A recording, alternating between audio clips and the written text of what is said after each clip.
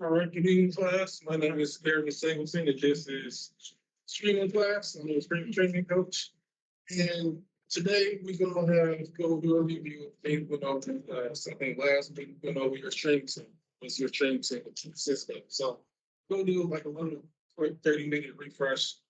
There's a couple things we went over last week and then the weeks prior. So last week we went over training team. So what did your training team consist of? What was the things important for your training team? Social media manager, moderator, yep, editor, definitely an editor.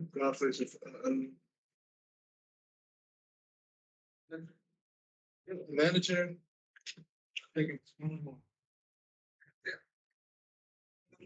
graphics. Graphics, yes.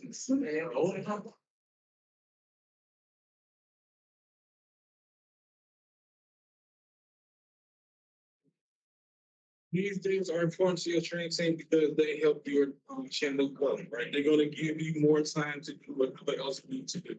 You hire a social media manager that helps post your channel on all social media. So it's Twitter, Blue Sky, Instagram, no. Your social media manager is going to make sure them things are posted everywhere. Your mods are very important to your stream team because they help keep your chat settled. But you don't want douchebags to, you don't want douchebags to be able to say anything in your minds, right? Like in your chat. You don't want to say racist or sexist or hurtful things, right? So you want to have your moderators be on because your channel should be a safe space for your community that you're building. Editor, very, very important. Probably for me, I would say the first important hire that you would make, other than that, if you're editors, kind of like one all like a Swiss Army knife. They are really good editors. They're really good videographers. So they know how the camera's supposed to be, look like how you look on camera, your angles, things like that. Editors are very, very important. Why? Because they also know how to your stream and put it on YouTube Shorts, Instagram Reels, things of that nature. Manager, of course, self-explanatory. They're the ones that are going to help you get into room with these deals, make brand deals, endorsement deals. They're the ones that are going to make sure that you stay on schedule. They're going to be the ones to make sure that um, you have the hotel room start going to Comic Cons, TwitchCons, or DreamCon, whatever. Your manager is going to be your partner, going to be your ace, Bookun, whatever you want to call it. They're going to be right there with you. And of course, your graphics editor. They're going to make sure that your channel looks nice, right? So if you have a certain color, you have a certain going to be the cross. You tell us, graphics editor. They also do logos. You don't want a logo, right? You don't want a logo. Your graphics editor does that. So you're going to want to have a logo. I'll show you an example of a logo of my logo for my side business. So you're going to want something like that. Your graphics editor is very important. They may not be a main part of your training team unless you want it to, but that is very important that you can hire later down the line. Let's go over monetize your training. What was the different ways you can monetize your training? Like, like, like, how like viewers and get. Yep, audience donations. Got like brand deals, stuff like that. Yep.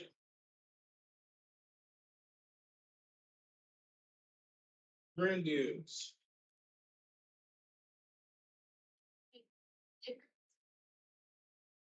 Things they put in chat, like basic. Yes, that will be part of your. Yep, that will be part of your concept at the job. If make stickers, gifts and stuff like that in your chats. Also fall together. So you have audience donations, brand deals, and sponsorship.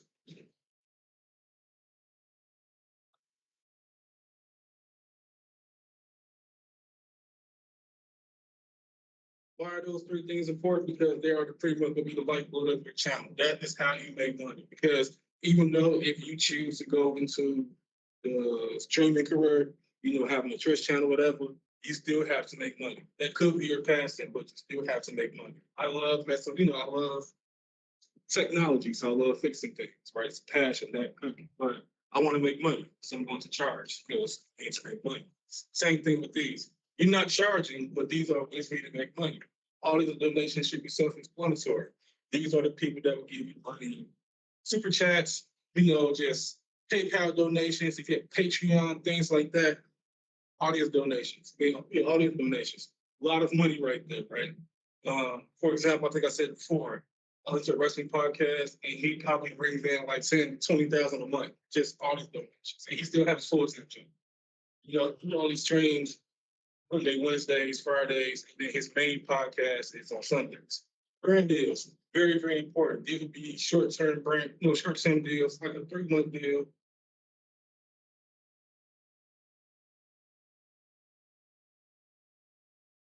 3-month deals. These are the deals that you would sign with like HelloFresh, Better Health, G Fuel, whoever, right? 3 months deals usually could be longer than like 6 months, but these are very important. You want to keep on signing these 3-month brand deals until you start getting your name out there, right? So you start getting bigger following. The bigger following you get, then the more chance you get up for sponsorships, right? We talk about sponsorships. Sponsorships would be deals with brands like Nike, Gatorade, Chevy, Dodge, whatever, right? You want those. These deals are more long. These would be like 3-year deals.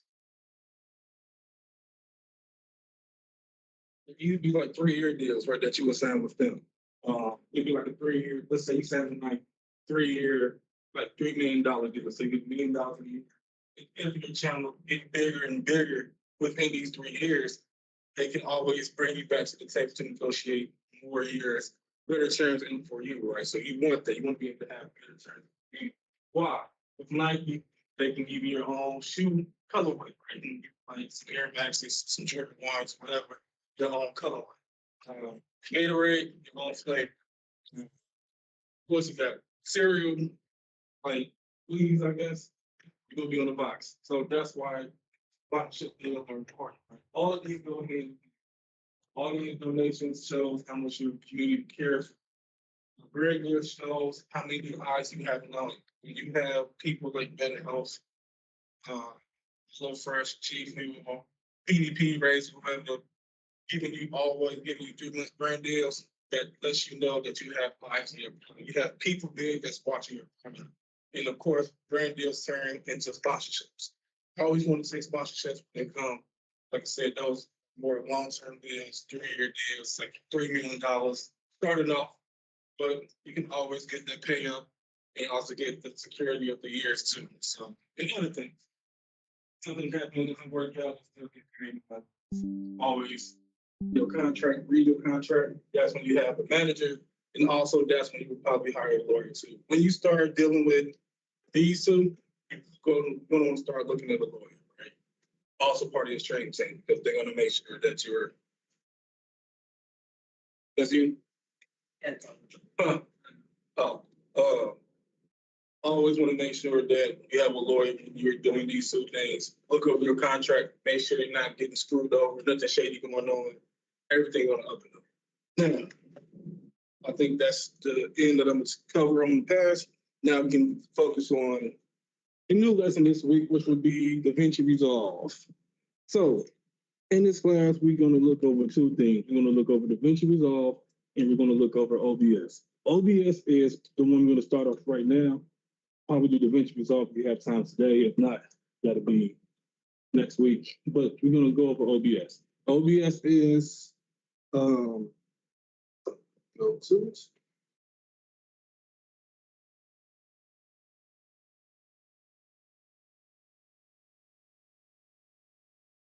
Give me 1 second.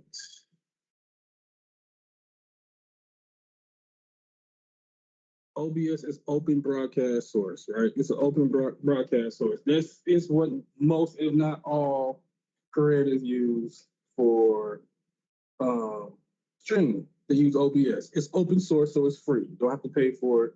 Thought I had it there. You don't have to pay for it. It's free. 1 second.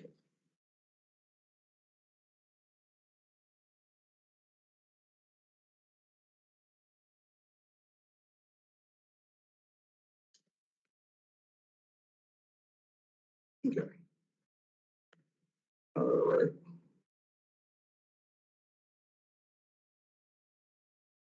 Okay, let me get sure.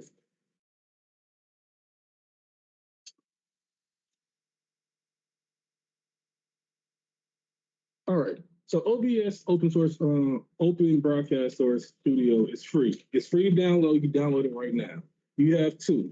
We're going to go over both today. We're going to go over OBS Studio, which is the one that's free. It's a bit more in depth. It's a bit more tech. It's a bit more. I'm trying to find the best way to say it. It's a bit harder. It's a bit more dense because it's free. But once you understand it, it's very, very easy. Then you have OBS Studio Labs, right? OBS Studio Lab is great. It's easier for beginners. It's easier to get around and interface. It's easier, but it can be taxing on your hardware, right? It can be taxing on whatever you have. So if you have a laptop that don't have enough RAM, if you have a desktop that don't have enough RAM or a good enough video card, you can have a very difficult time running it, which is why people usually use OBS. This video right here is 24 minutes. It's going to go into a very deep and tutorial of how to use OBS Studio. So it's going to be a long video. So we're going to watch a video, and I'm going to answer questions if you have any after the video. Then after that, we're going to play video explaining what is OBS Studio Labs. Same thing, and we're going to talk about it afterwards. All right. Here's how to use OBS Studio step by step in our complete and updated OBS Studio tutorial for beginners. OBS, or Open Broadcaster Software, is a powerful free live streaming software that really packs a punch, so it can be difficult to jump into, but don't worry. This OBS tutorial will get you up to speed really fast. So here we are in OBS. I'm going to take you through this walkthrough using a Mac, but the process is exactly the same if you're on a PC as well. Now, this is a brand new fresh install of OBS, so this is what you'll see if you've never opened the app before. The big black box here in the middle is your preview area. This is where you can see what it is you're going to be broadcasting out. Down the bottom here, we've got our controls. This is where we can start streaming, start recording. We can switch between this preview mode and studio mode. So if I press on this now, you can see that we have our program monitor, which is what we're pushing out. This is exactly the same as what you were seeing before, but now we've actually got a preview as well. Now, it is a little confusing because the other side's called preview mode and this is the preview here. We can queue things up on this side, and then when we press this transition button here, then it will actually send it live. So if you have to be moving graphics and those sorts of things around and you want to not be doing it while you're live, or the viewers aren't watching what you're doing while you're live, then you can use this mode, studio mode, to have that ability. For me personally, if I don't need that while I'm live, I'm going to go back to the regular mode, and you can just do that by clicking studio mode again, and it will take you back to that with just the one big preview window. This is something you can switch between while you're live. The next one down here is the settings button. This will bring up all the settings for OBS. We'll jump back into this one very shortly. Down here in the bottom right hand corner, you can actually see your CPU usage. So you can see if your computer is under load and you're potentially dropping frames or having a bad live stream if your computer is under too much stress. So you can see all that at a glance just right down the bottom just here. You can also see easily how long you've been live for, or how long your recording has been going for as well. The next panel along to your left is the transition panel. This is where we can adjust the different types of transitions we have between the different scenes. We'll get to scenes in a minute, but know that you can adjust your transitions right here. Or if we're back in that studio mode, like I showed you before, your transitions are also in the middle here as well. Let's get back to preview mode. The next one across here is your audio mixer. This is where you can easily see and adjust your volume levels for each of the different elements you're going to have in your live stream, or each of the different sources you're going to have in your live stream. And next to that, we've actually got our sources. This is where we can add in all of our webcams, images, videos, websites, or anything we want to actually include and use in our live streams. And you can see if I just press on this plus button here, you've got all your options there. And the next one across here is your scenes panel. Now this is essentially where we can have groups of assets or different configurations for different elements or different sections of your live streams. So you might have a scene set up for just a full screen image of you on the screen. The next scene might be your computer screen that you're sharing. And you might have another scene for you with some text on screen. And as like almost every program out there, you've also got your standard menus and options right up the top here as well. So that's the overall interface. Okay, let's jump into getting OBS set up. So come down the bottom here to settings. Now, a lot of the settings in here are going to be personal preference and also going to come down to the type of live stream or the type of recording you're actually going to do. Things like how it looks, the theme, whether you want dark mode enabled, like so, or Yami default. Not sure why they called it that, but let's go with the Yami. So you can choose what theme you want. Likewise with some of these output confirmations here, things like being able to show a confirmation dialog box when you're starting a stream or showing one when you're stopping a stream. This is what I'll normally have on. And this one's quite handy too. Like, are you sure you want to stop the stream? A little pop-up asks you if you want to confirm that. I'll normally have this one on. And exactly the same for stopping recording as well. Just in case it accidentally gets knocked and you don't want to stop streaming, you don't want to start recording. At least you've got a confirmation box here to maybe save you in that case. So for me personally, most of the time I have these 3 boxes ticked. Automatically record when streaming. That just depends on how often you want your streams recorded. If you always do, then of course it would be great to just tick that box as well. But I suggest that you have a scroll through this section, just see if there's anything that stands out to you. Maybe at a later stage, once you've gone through and set everything up, that you can then add this further level of refinement to customize things up for yourself. So that's the general settings. The next one down is your stream settings over here. Now this is where we get to choose our streaming service. Up here, whether it's Twitch, YouTube, Facebook, you've got all the different options there. These are the primary ones. If we actually hit show all, it brings up a massive list of all the supported live streaming platforms. But today we want to show you how it's done on YouTube. Select YouTube RTMPS. The next step I would recommend is to connect an account. So go ahead and click connect account. It will then bring up your accounts and choose the one that's right for you. And it's that simple. Now this is where we get to specify our output settings for our live streams, but also for our recording as well. So for configuring out our live stream, we need to specify a video bitrate. The default here is 4000 kilobits per second, but with this number, the higher we go with it, the higher the quality of the stream we're going to push through to YouTube or whichever platform you'll be broadcasting to. But it also means that our internet speed, our upload speed, needs to be capable of consistently pushing that amount of data to our broadcasting platform. Now, I'll link this page down in the resources below, but this is where YouTube suggests which bit rates you should be looking at for the different resolutions. This page is really handy. So this page tells us if we want to broadcast live to YouTube at 720p, the video bit rate should be between 1500 and 4000 kilobits per second. If we're doing a 1080p stream, that needs to be 3000 to 6000 kilobits per second. Now we can go above, but you really don't want to be going below these numbers for a decent looking, reliable stream. So in this case here, we're going to be doing a 1080p live stream through to YouTube. I'm going to set this to 5000 kilobits per second because I know my internet will be able to handle that kind of quality. So that's the video quality. We can also make changes to the audio quality here as well. Now I would recommend that you're not going any less than 128. The default here is 160. That's going to give you pretty good results. 192 right up to 320 will give you a high quality audio. So if you want to be broadcasting live with music and those sort of things, and you want to have the highest quality through, then you're going to want to pick a high quality bit rate for your audio as well. Personally, I think anything from 160 to 256 is going to give you great results. But if you're only just speaking to your live stream, then you'll be able to get away with 160. So I'm going to leave it at that. So those are your live streaming settings. If you do want to also be recording settings can be found just below, and you can keep all of your details in there. Now with the main ones being your recording format, you can see the default here is MKV, Matroska video that means, apparently. You might want to switch it to an MP4, very universally recognized format, that one. And you'll also want to adjust your recording quality because in a lot of cases, you want to actually record a higher quality video than the one that you're streaming out. So higher than 5000 kilobits per second.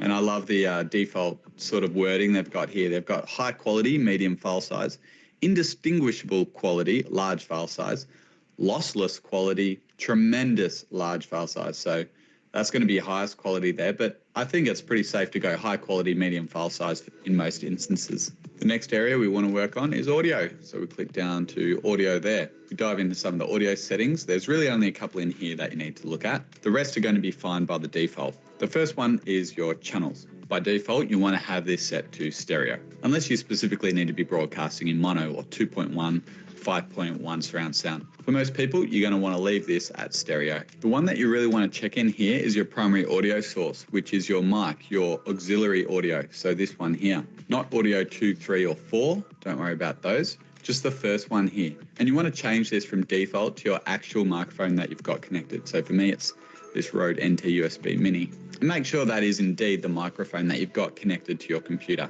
Now, even if the default setting here is using your correct microphone because of your system settings, I'd still strongly recommend that you're manually setting this to your actual microphone, just so that you don't have any issues down the track. All right, so we move on to video resolution settings on OBS. This is where we get to specify all of our video related settings. for the quality, for the frame rate of the live stream that we're going to be creating, both here in OBS and also to whatever you're going to be pushing out, to YouTube in this case, or even to be recorded. The two of them actually don't need to be the same. So you could actually be working from a high resolution project in OBS, but broadcasting out to YouTube or recording a video file in a lower scaled resolution. And that's what we get to specify in here. So the default here is that our basic canvas resolution, or our OBS resolution, is at 1920 by 1080, which is 1080p. But the default is saying that we're going to be broadcasting our output at 720p, 1280 by 720.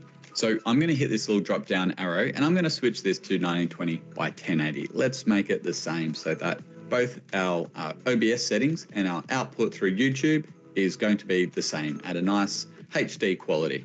You can see here you've also got some high resolutions, 5120 by 2880 or 3360 by 2100. On the output, it doesn't go any higher than 1920 by 1080, but you can actually manually just change them in here if you would like. So you could go 2160 by 3840 to make it 4K. So you could change up the output resolution too if you'd like. I'm going to leave that at 1920 by 1080. You can also change your frame rate here. It's got it at 60 by default. I'm going to make that 30. Next one down is hotkeys. Hotkeys on OBS is where we can set up shortcut keys to be able to control OBS.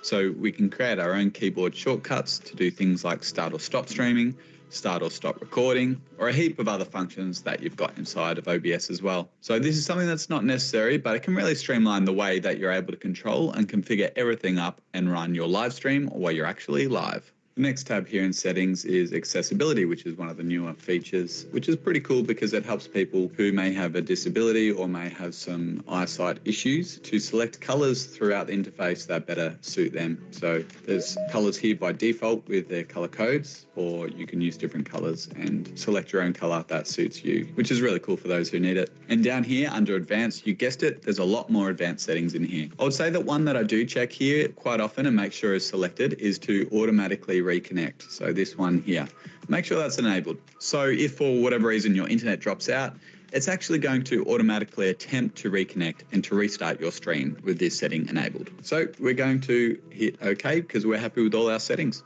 And now we're going to go ahead and set up our scenes for our live streams. So you can see down the bottom left, I've already got one default scene, because there always has to be at least one that's created. But we're going to rename this one just to make it nice and clear. So right click and then hit rename.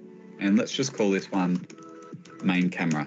Now for this main camera, we now need to specify which sources we want to have used, which cameras we want to have used in this scene of the main camera. So we're going to go ahead and press the plus button over here on our sources. And here, I'm going to choose video capture device. We've chosen video capture device and we get to rename it here if we like. I'm going to rename this to MacBook webcam. I've just got the webcam today. And now we get to specify which camera we're going to link here to this video source. So if we click here, you can see I'm pretty limited with my choices because I've only got the one camera hooked up, which is just the FaceTime HD camera, the built-in camera on my MacBook. And most modern day computers will have the same. They'll have a built-in camera. So you should at least have that. If you do have other cameras connected to your computer, then they will show up here and you'll be able to choose those. But today we're going to choose this camera. Hello, it works. Here I am. You can see the preset here is set to high. That's great. That's what we want. You can see there are other options there, but we're set at 1920 by 1080, which is high, and these are all lesser quality. So we want to stay on high. And then once you're happy, click OK. And here we are on our main canvas screen there. And you can see in the sources, it's added MacBook webcam, which is the camera that we're seeing right now, which is all great.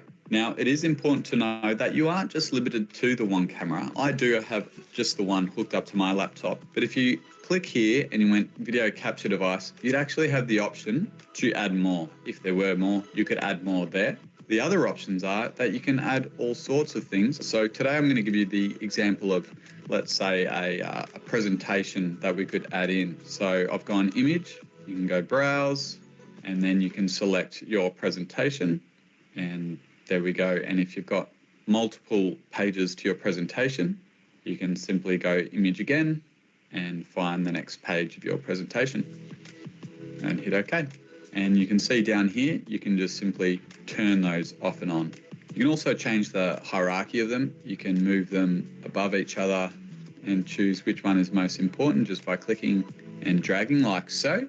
So you could create a really basic stream this way, but where it does become a little bit more complicated is if you've got lots of different layers and lots of different inputs around your sources here, a couple of different screen shares, a couple of cameras, whatever it might be. If you're trying to switch between things while you're live, it's likely you could be clicking the wrong ones and getting frustrated and overwhelmed with all the settings. That's where scenes become really powerful. So we can have one scene just for our main camera, then we might have a scene for a screen share, we might have a scene that we cut to for playing a video animation or something like that. So that's what we're going to set up now, so you can see what that looks like. So we'll get rid of these images here and we'll hit rubbish bin. Yes, let's add a new scene over here and let's call this presentation. If I could spell correctly, presentation. Okay, cool. So now we have two scenes set up.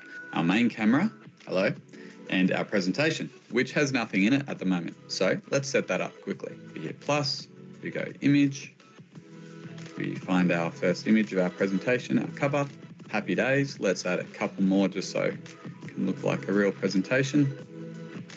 Okay, so we've got a few there. Now it's brought it in sort of back to front to how I'd like it. So I'm going to put my cover image there and my second image there, just so it's nice and orderly. So 1, 2, 3, and we go down that way. Okay, so now you can see we've got our main camera here and we've got our presentation here, which we can click between in our scenes nice and easily. There's one other scene which I think you might find useful, and that is creating a screen share. Quite often people might want to do that if they're live streaming. So let's go ahead and do that. Hit plus to add another scene. I'm going to call it, you guessed it, screen share. I'm going to go okay. And then over here in our sources, add source. Display capture, I'm happy with display capture. You actually can't call it the same as your scene, as you'll see. If I try, it said name is already new, so it's got to be something different. So even if there's a gap between there, that might work. Okay, so it's automatically hooked up to the screen, which I've got running at the moment. Now, I actually have two screens going at the moment, lucky. So let's go ahead and see if it works. If I turn it onto the other screen, cool, it does. So let's hit OK. I'm really happy with that. Now I can switch between all my different scenes. Now, as you can see here, my second display screen is actually really large, so it doesn't quite fit into the screen we have, but you can easily just resize like so and bring into line so it fits our screen. Perfect. And over here, I can move around easily on my screen and easily navigate like so. Another really cool tool you can use through scenes is picture in picture. Let me show you what I mean. First, you go to your screen share. You want to duplicate that, screen share video, and then you can see it's duplicated it and created screen share with video over here in our source. Now we want to change our source to video capture device. Again, choose your camera. There I am.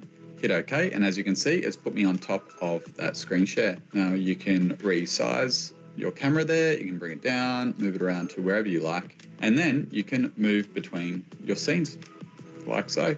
You might want to go full screen, you might want to go back to the screen share video in the corner, or you might get sick of looking at yourself and show the audience the full screen that you are sharing. Now there's one last scene I'm going to add in here which I want to show you, and that is video. It may be an intro video or just a show reel or something like that which you may want to add into your live stream. So let's just call it video. And over here in your sources, select source, and then you're going to want to select media source. Let's call it video highlight. And you can just search on your local files here, browse. Mine's located on the desktop. And then you've got some settings down here. You can loop the video. You can restart playback when source becomes active. You can use hardware decoding when available, show nothing when playback ends. So a few different options, but I'm happy for it to restart playback when source becomes active and then show nothing when playback ends. I'm happy with all of that. And there's my video. And how cool is that? That's playing along. And I can switch back between, and then when I click on it, it goes back to the start to show the video again. Now, there are ways to customize your video and your audio even further. If you select your scene, in this instance, it's the main camera, and we've got our MacBook webcam selected. We can go into properties here, and you can see that there's obviously those areas there that we can customize, but we can also add filters. So if you click on filters here, there's a whole range of audio and video filters. This first one up here says audio and video filters. It is actually mainly audio filters. You can see here we've got different things we can do to work with our audio. We've got gain, expander, compressors, everything to sort of improve the audio quality. We've also got video delay down here, which if your video and audio is out of sync, this will help you to sync it all back up. We've got effect filters down here, which will change the video side of things. You've got LUTs if you want to put on a LUT, that's like a filter. You've got chroma key. If you're filming on a green screen or a blue screen, you can chroma key out the background. And you've also got color correction. Let's see what color correction does. This is something that you might want to use. And you can see that you can change the contrast, saturation. You can make yourself really orange if you want, if you like, that sort of thing. Let's not do that. So you can really get really granular with some of those controls there. Close, happy with that. Now, one of the things I probably would use would be the picture-in-picture, and I'd probably adjust that. So again, we can click on our screen share with video there. So we want to make sure we click on our video capture device, which is this one here. We go to filters, and now I might want to crop my video a little bit. Let's hit OK, and you can see that I can crop it there, and it will give us a little bit more. Let's make this box a little bit smaller so we can see what we're doing and see what it is doing. So you can see here there's a little bit of extra dead space, what I call on the sides, which is just blocking that background there. So let's see if we can crop. So we want to crop the left. Let's say we can use the arrows to crop. As you can see, that's going quite slow. So let's just choose a number, 300. Awesome. And then we want to crop the right side too. Let's go to 60. Great. Awesome. And you can see now it's made that a bit smaller, and that fits into that corner nicely. So you might want to try that for your picture-in-pictures. You can also add text to our live streams as well. Let me show you how you do that. So we've selected our main camera here, and that's where we want our text today.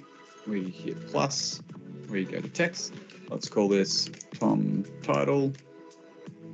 Okay, and then here is where we write our text. I'm just going to put my name in, Tom Rollins. And you've got a few different settings down here, which you can do, an outline, drop shadow, whatever you like. I'm going to just keep it pretty plain and simple. You can select your font. Let's go with impact, because I like to make a big impact, and hit OK. And then you can just bring it down and resize accordingly down here. Same goes for logos. If you want to put a logo in, you go plus, you go image, primal video logo. Find one of those, locate your logo. Here it is on the desktop. And there we go, that easy. You put it on and you can relocate it to wherever you please. Just put it right there. So yeah, it's really easy to add text and logos to your live streams. And you can obviously turn it off and on as you please down here. Okay, we've done all the hard work. We've set our scenes up. We've got our sources, logos, webcams, screen shares. We've got it all set up. Now it's time to go live. Let me show you how you do that. You simply come down here to start streaming. You can click that and it'll come up with this pop-up box. It says you need to set up broadcast before you can start streaming. So go to manage broadcast and then go to select existing broadcast. We select this one because we've already previously connected our YouTube channel, and so it's all ready to go. So click that, select broadcast and start streaming, and then select that. Okay, it says we've gone live. Down here you can see the minutes clicking along. You can see our CPU usage down here, and you can also see the data we're using up over in the right hand corner there. It'll also tell us if we've dropped any frames and if we've got any issues down there as well. So let's go over to our YouTube studio to see how we're going over there. And you can see I'm live. Over here, we've got our chat, so we can chat to our people out there. Hello, everyone out there. Hit that, which is cool. That's really cool. Looks like we've got an excellent connection and that's all working really well. Let's go back to our OBS. Another thing we can do is go to our studio mode, which we spoke about earlier. So this is where, you know, the live stream experts and pros would normally traditionally go in their software. Over in my preview area on the left over here, we can put our presentation and get that queued up, ready to go. And then when we want that to go live, we simply go transition, and that will come on like so. And let's say that we want to put our video on next. Again, we hit video and it's queued up over here on our preview screen. And then when we hit transition, when we're ready to go, we can hit that and it's moved on in and the video is playing. And then at any time, of course, if you want to head back to that main camera, you can select so here, there I am, and then you can transition back onto the live screen. And you can click off studio mode just by going down to the bottom right-hand side here, clicking studio mode, and we're back up to full screen. So there you have it, guys. That is a complete walkthrough of OBS Studio. I hope I've taught you something, hope you've learned something today, and you feel more confident going into your live streaming. Now, if you want to see how OBS stacks up to the other top options out there, check out the videos linked on screen where we compared the best live streaming software for Mac and PC. And don't forget to check out all the resources we have for you linked in the description below, including a link to my channel too if you want to check that out. Thanks for watching. I'll see you in the next one.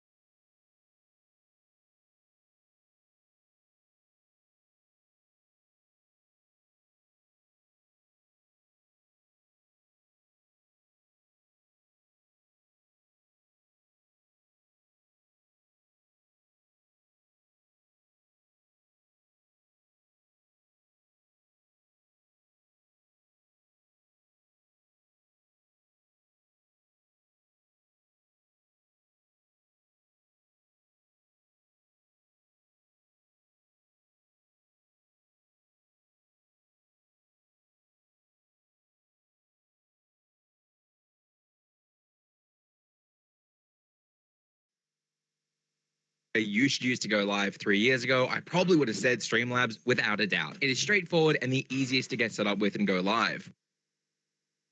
But then 2 years ago, I probably would have said OBS because it works with stream elements and is just overall better. And now in 2024, if you ask me again, well, so much has changed. There are so many options for streaming software, alerts platforms, and they all do very different things. Today, I want to break down 4 years worth of streaming and content creation experience to cover the major streaming software, their pros, cons, are they good for beginners? Will other streamers bully you for using them? Do they make your game lag? Can they make you grow faster? What alert platforms go well with them? What drama have the brands gotten into? And of course, which is the absolute best for you to use? And I don't think there is a simple answer anymore. All of that and more is coming up, but first, thank you to our sponsor, Owned. Owned, your one-stop shop as a streamer, have created an entire scene editor and integrated into their free Owned Pro tool. This means not only can you now get full overlays from webcam borders, alerts, labels, and more set up in just 3 clicks, but you can also use their chatbot, their auto moderator, and try out any of their free full overlay packs without paying anything. And if you want to use literally any of the packs on their website, well, you can upgrade from the free version to the paid and get access to their entire library. And then if you kick in a little extra a month, you'll also get access to the entire Epidemic Sound library, gaining access to over 40,000 songs and 90,000 sound effects. If you want to support me, check out the link in the description and try out Own Pro for free, especially their new scene editor, because I think it's pretty damn cool. To kick this off, I think it's probably important to cover the difference between Streamlabs and OBS, because many don't even know that. OBS, or Open Broadcasting Software, is the standard for recording and streaming from your desktop. And because it's open source software, it means anyone can use it, study it, change it, and distribute the software and its source code. This is meant to help encourage industry growth and innovation, which OBS has absolutely done. Streaming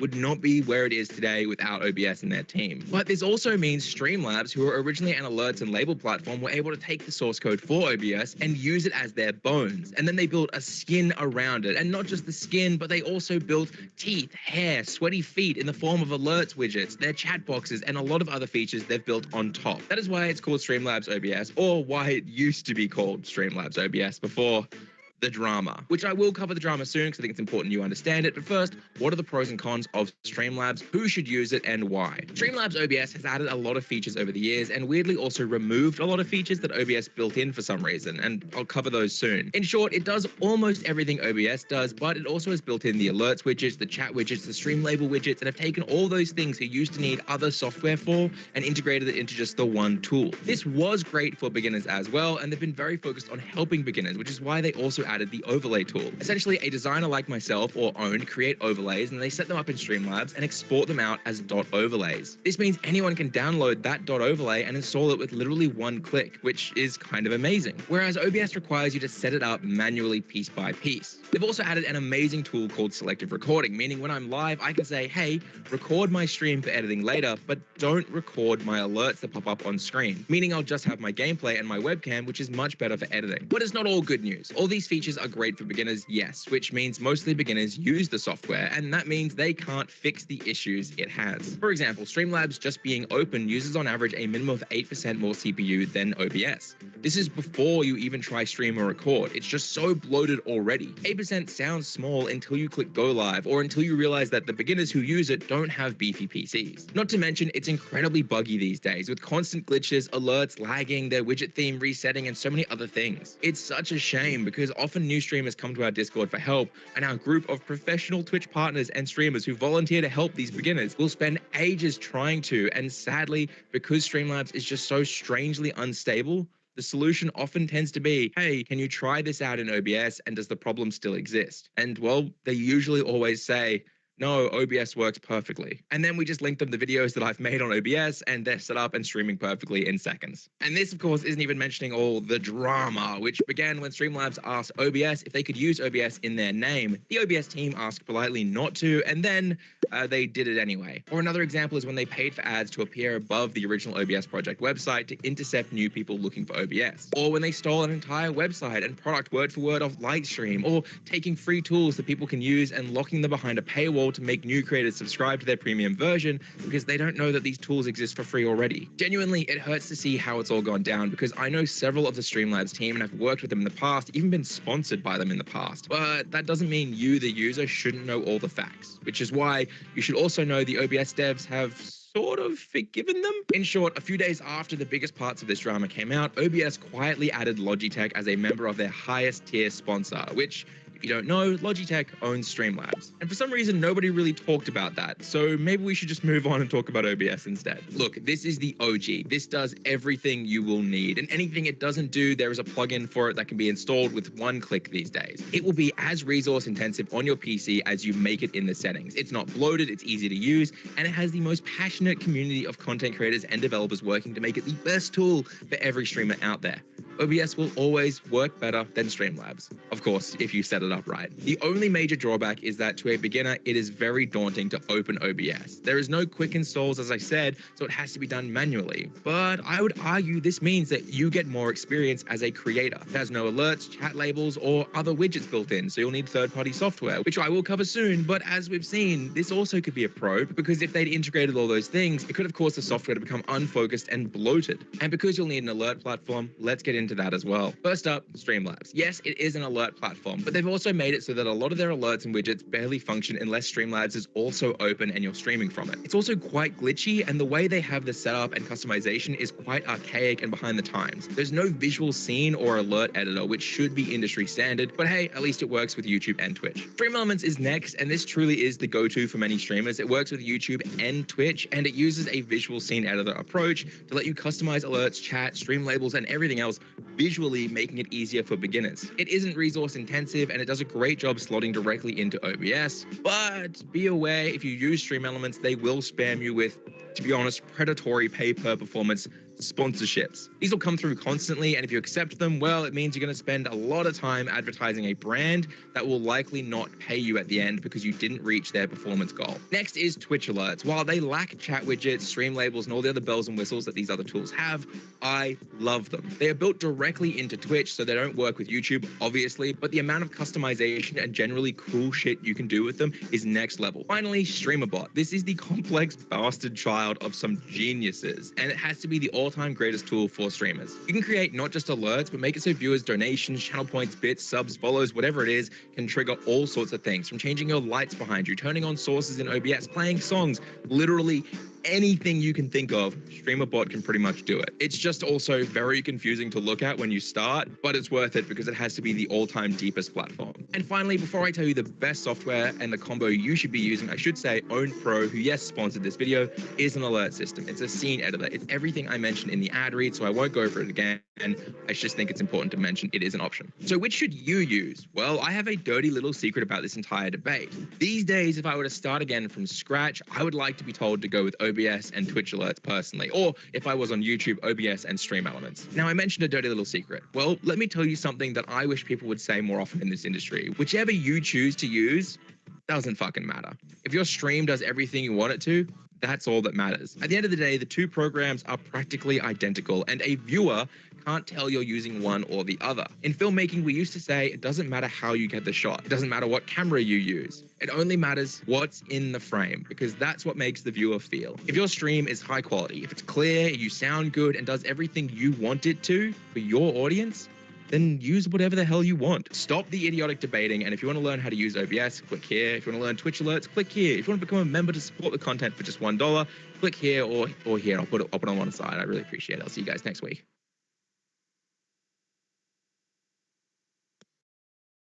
And that was a quick reading about OBS, Streamlabs, and regular OBS and what's the difference. So,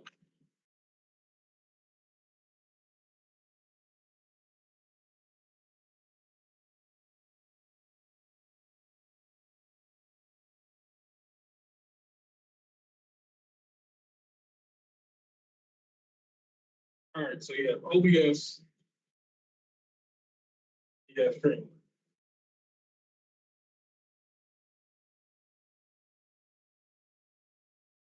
So both are free.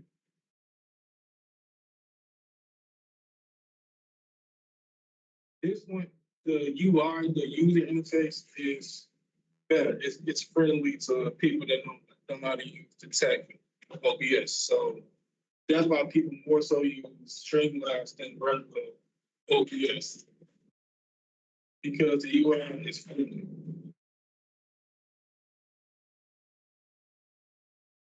The UI here is a bit more complicated, as you see in that video.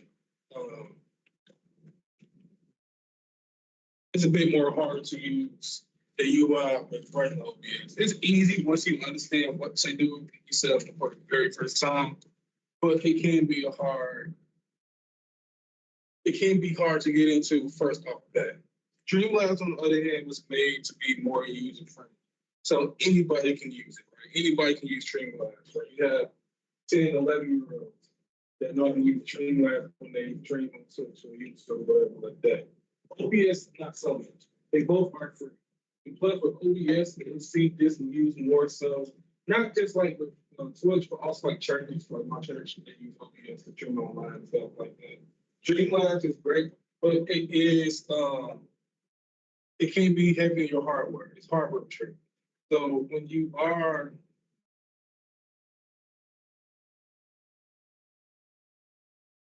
are using Streamlabs, make sure that your laptop and your desktop have enough power to run it, right? So with Streamlabs, especially with streaming period, I would suggest you get like 32 gigs of RAM.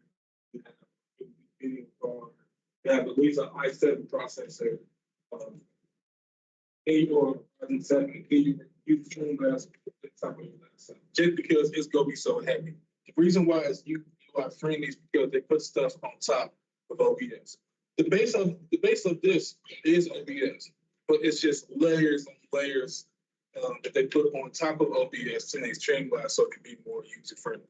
And OBS is not going to be that hard with the stream. Do any of you all have OBS on your laptops? Let me know, because if not, person to do that, they don't. Okay, if you don't, we'll install it. Then we'll install OBS. You don't have it. Okay. You have it. You have it. We'll install it. After this, we're gonna install it. Because I want you all to use 30 minutes to pretty much go into OBS. You know, play around with it. If you can set up a real quick stream, you know, I'm not expect you to stream on YouTube or Twitch or anything like that. But just set up a real quick stream on your laptop. Set up your camera. Set up your audio device. Be also your laptops. Things of that nature. Just play around with it. And then just figure out how that would work if you use a camera like this, or if you use a web camera like this. Use something like this instead of using your webcam that's built into your deck on your laptop. If it's probably trash, buy something like this. You know, like $70. Set this up. So I'll probably go pass this around just to see if you can figure out how to set this up within OBS. But OBS would be the thing that I would say to start off first. Once you set it up the first time, it's easy. Another thing that you can do with both, more so with OBS than Streamlabs, is you can put overlays on top. So if you see an overlay pick that you want, or if your graphic editor makes one, you can install it from the OBS, and the overlays are set right up. So you have your logo, you have the color that you want, whatever. You can have it all set up right here. Next week, we will go over the Venture Resolve, and we'll go over overlays next week to use within both Streamlabs and OBS. So both are overlay graphic print for you to install. Now, me and Christian are going to come around and start OBS on your laptops. And then once it's open, it's installed and everything, downloaded and installed, just go ahead, open it up, play with it, and figure out how to set up your webcam and your audio device. If not, just raise your hand and I can show you how to do that. So just, who all have OBS installed? Y'all do. Today, you have OBS installed. Okay, so raise your hand if you don't have OBS installed. We'll be able to install it for you. Person, you don't have OBS installed. You have OBS installed.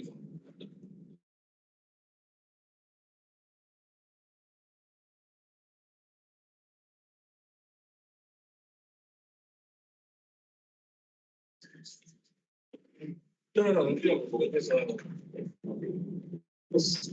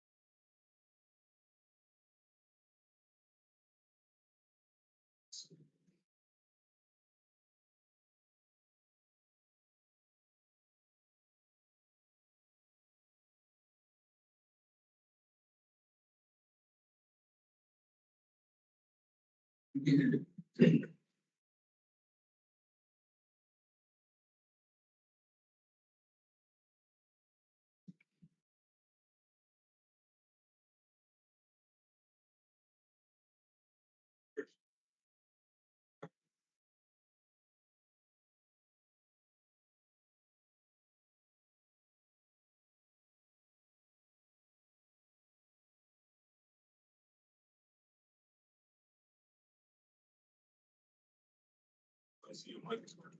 Talk. So.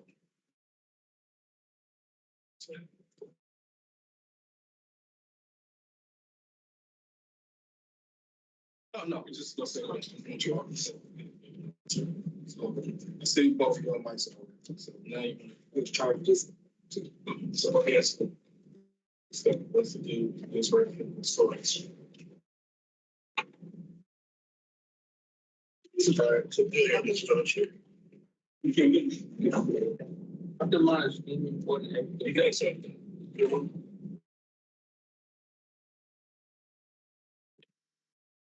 So that's in my right. So now you want to add for video. So your video right here is versus you that's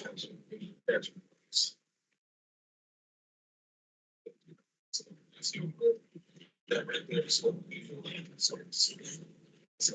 that's how much you can have. So okay.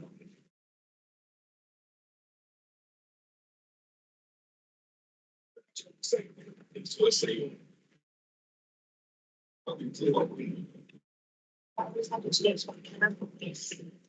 yeah. So you keep that one.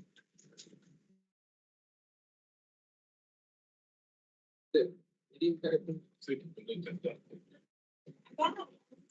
Yep, video capture, okay.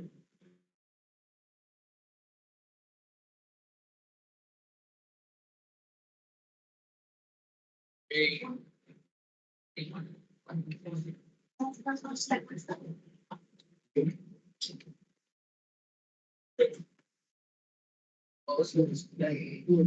could be a plus sign.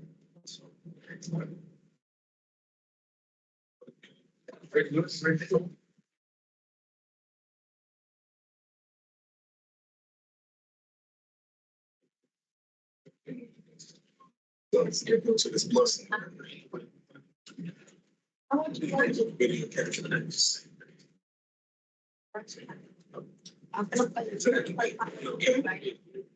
Get it. You get it. See, I'm sorry, you switch. Push me first. Oh, it's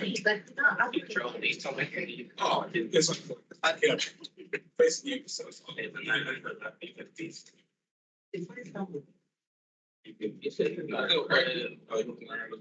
That's your video.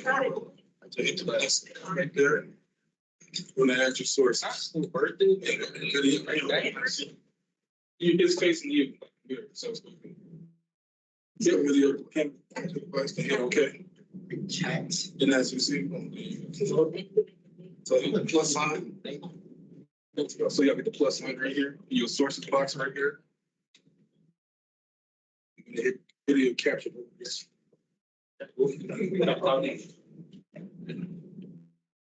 Hit okay. And that's how you set it up. Now, what you can do is if you can text and start recording that second, it was just training.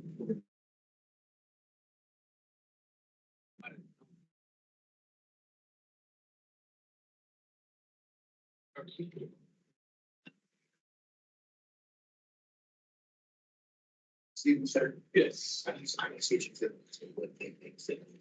Okay, one second. Real camera. So you do the same thing. So you go back to you can go to your source box. So you can go right here. So you know, just pass it.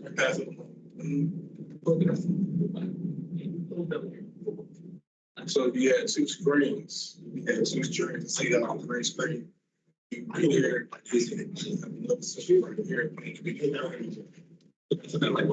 everything will be in your sources. I'm in the bag.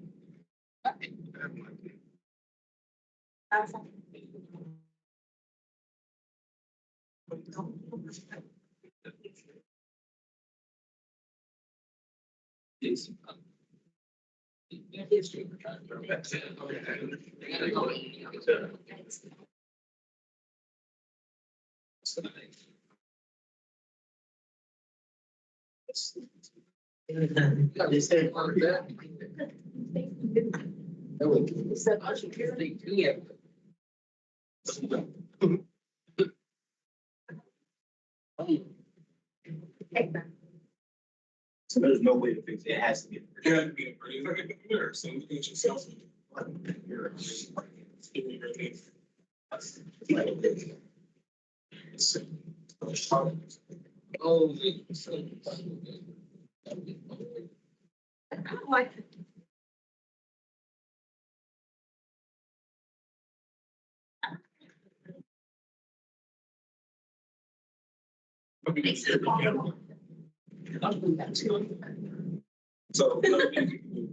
so that's this interesting.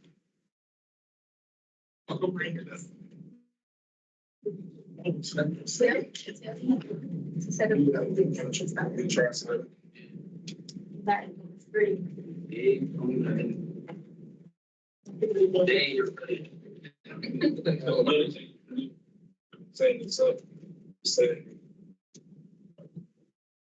Yeah, people take this and put it here. And then you can do your gameplay right there. So let's say you want to do everything you have. So everything. So you don't have anything now. So let's say you want to put it in, so right here, switch your crossword. You go here. It's just like, you use this, you know, it's like.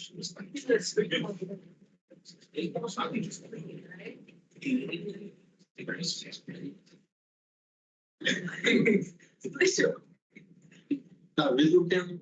That's right.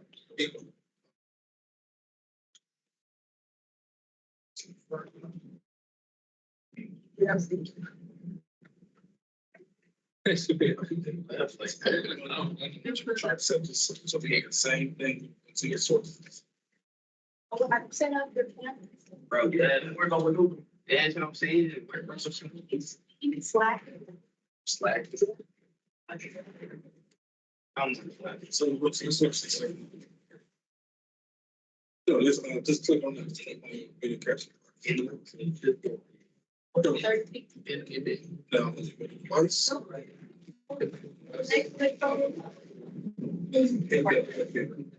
That should. I'm asking a question.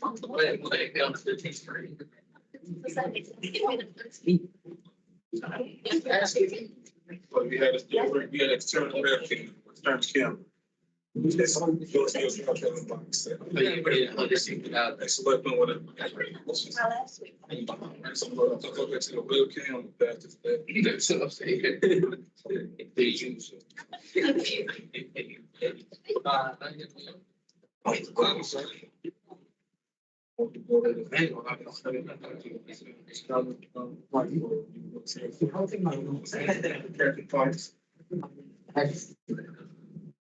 No.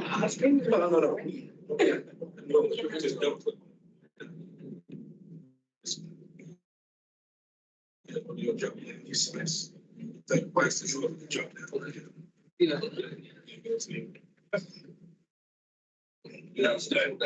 That's how you set up external devices. So we have a webcam right there. Something like that.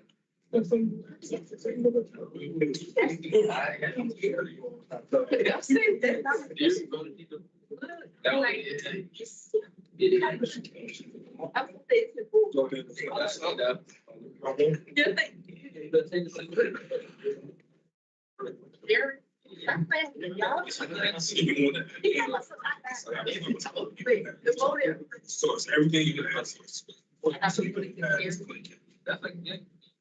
Okay. And now you want to record it. My name is Derek. Or the second. Derek is Derek.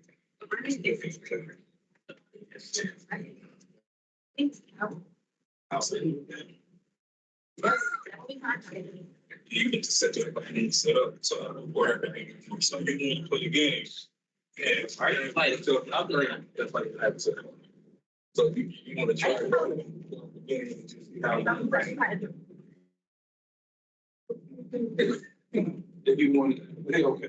Yeah, so if you want to add capture game, whatever you're going to play, when you plus display capture. Okay. Like that's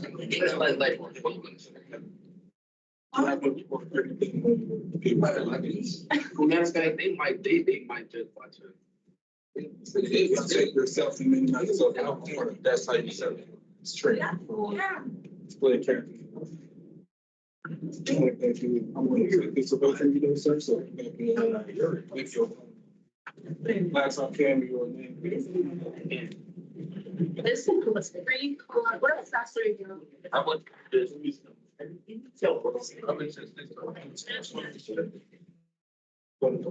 I know. That's great for high. Okay. We don't need to. Okay, so now we're going to yourself is in the corner. If we can minimize this, we're going to do it right there. I would like. Boom, bike slide. And then you're going to make yourself small in the corner. That's how you get the broad. That's like. It's about these week. That's how you get there. You don't think this anymore? I just get untrained. I don't think that. I be going yourself. Yeah, I want you to. I don't know my direction. I just go. External camera, so it's business, definitely. Now, I'll get back to your app camera. I swear that's. You know, we're like.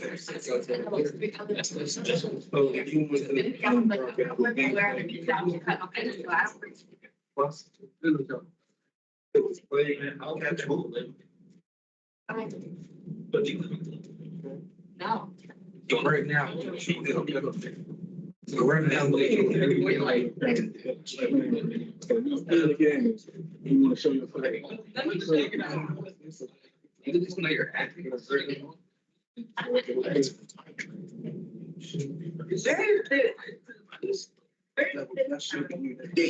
you in there, you get there, so no. Like,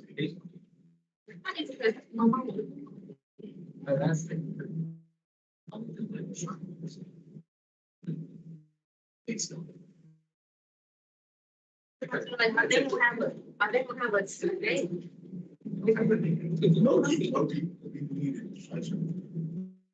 It's just me.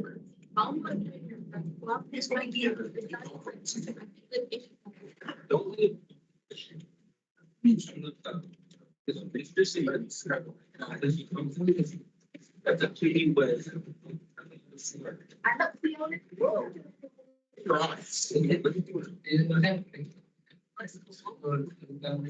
like, why should you like? I think that's responsible. It does think, you would, of course, like, it's like, there's. It's like. It's training yourself, and you're again, at the same time.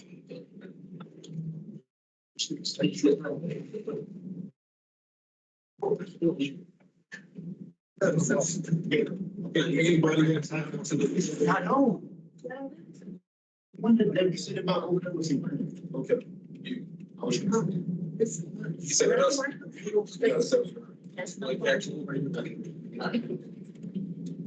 you guys still want to. Yeah. You know, so what you might do is. What's not right? Let it capture. Let it capture. Let it capture. It's gonna capture.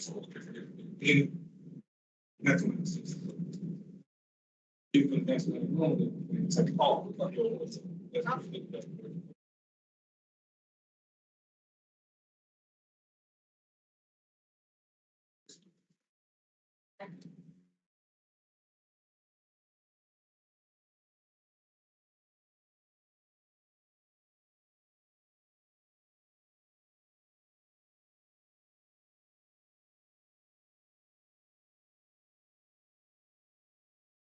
Of course, you can say, that's not anybody's this and that's not.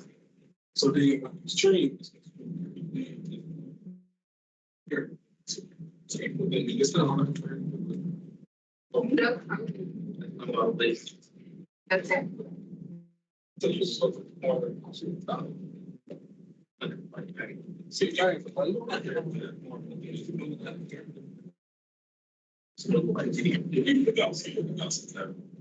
I. I heard you, I think it's more than they hear. Not negative. It's actually good. You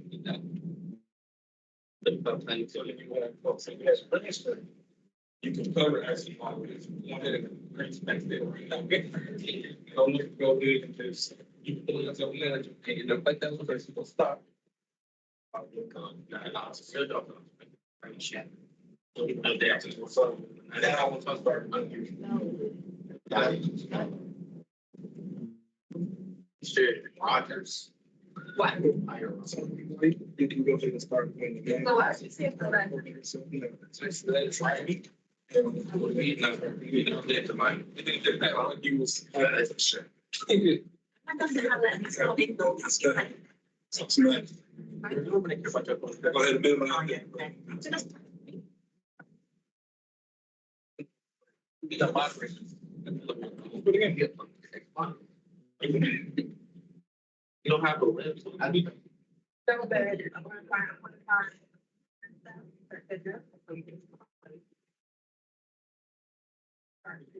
Double, yeah. So let's get you some started here.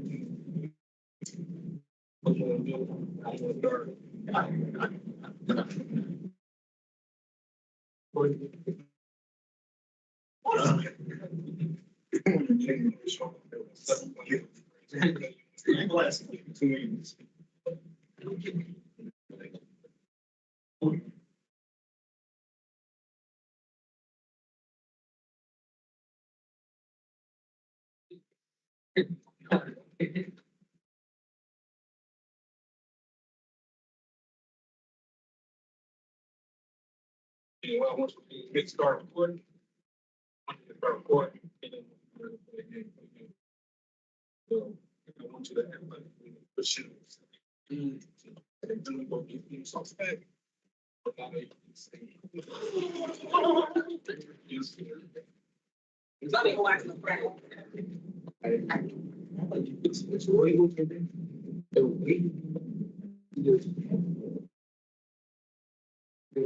I think my head.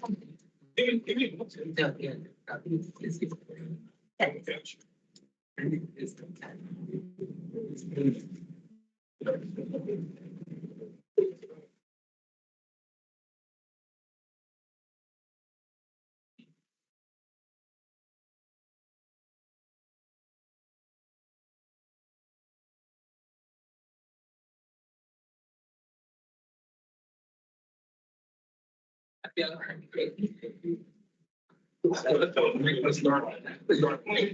Start recording. Right, okay. No, I ain't doing My industry so quick. Yes. Rock the dock. No, so you just. Next for me. Get you. Get forward. Well, start recording. I start putting. Hey, let's see right here. Start recording.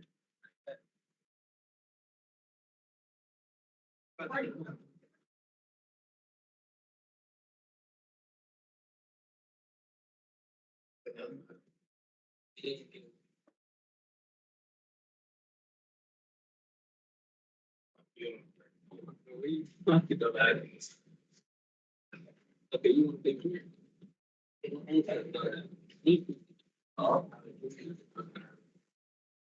So the other year, they record the, you can see your, how these your trains. They said they're gonna be able to see you, people are gonna be trains. Yeah, so you're, right now you're all just recording. You're not streaming, right? You're not streaming on Twitch or anything, you're just recording. So you want to look at it afterwards. Should be saved.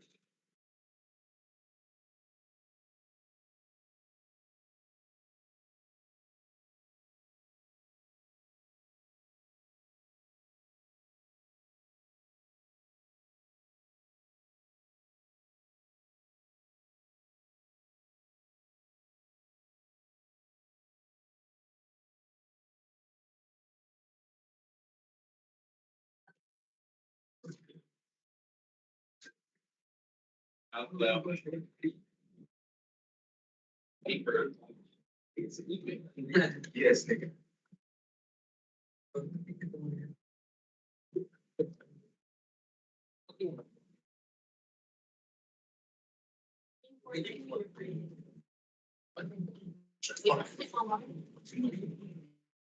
But I'm recording, right? What the party there?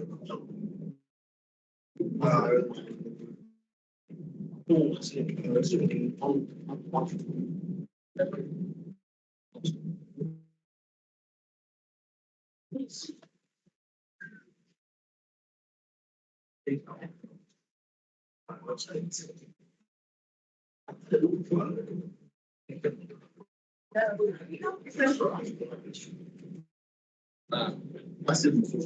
It's fine, here. With 30 man.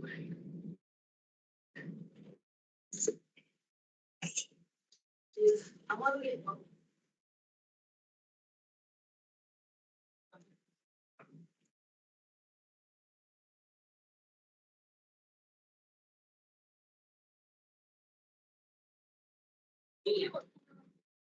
Hey.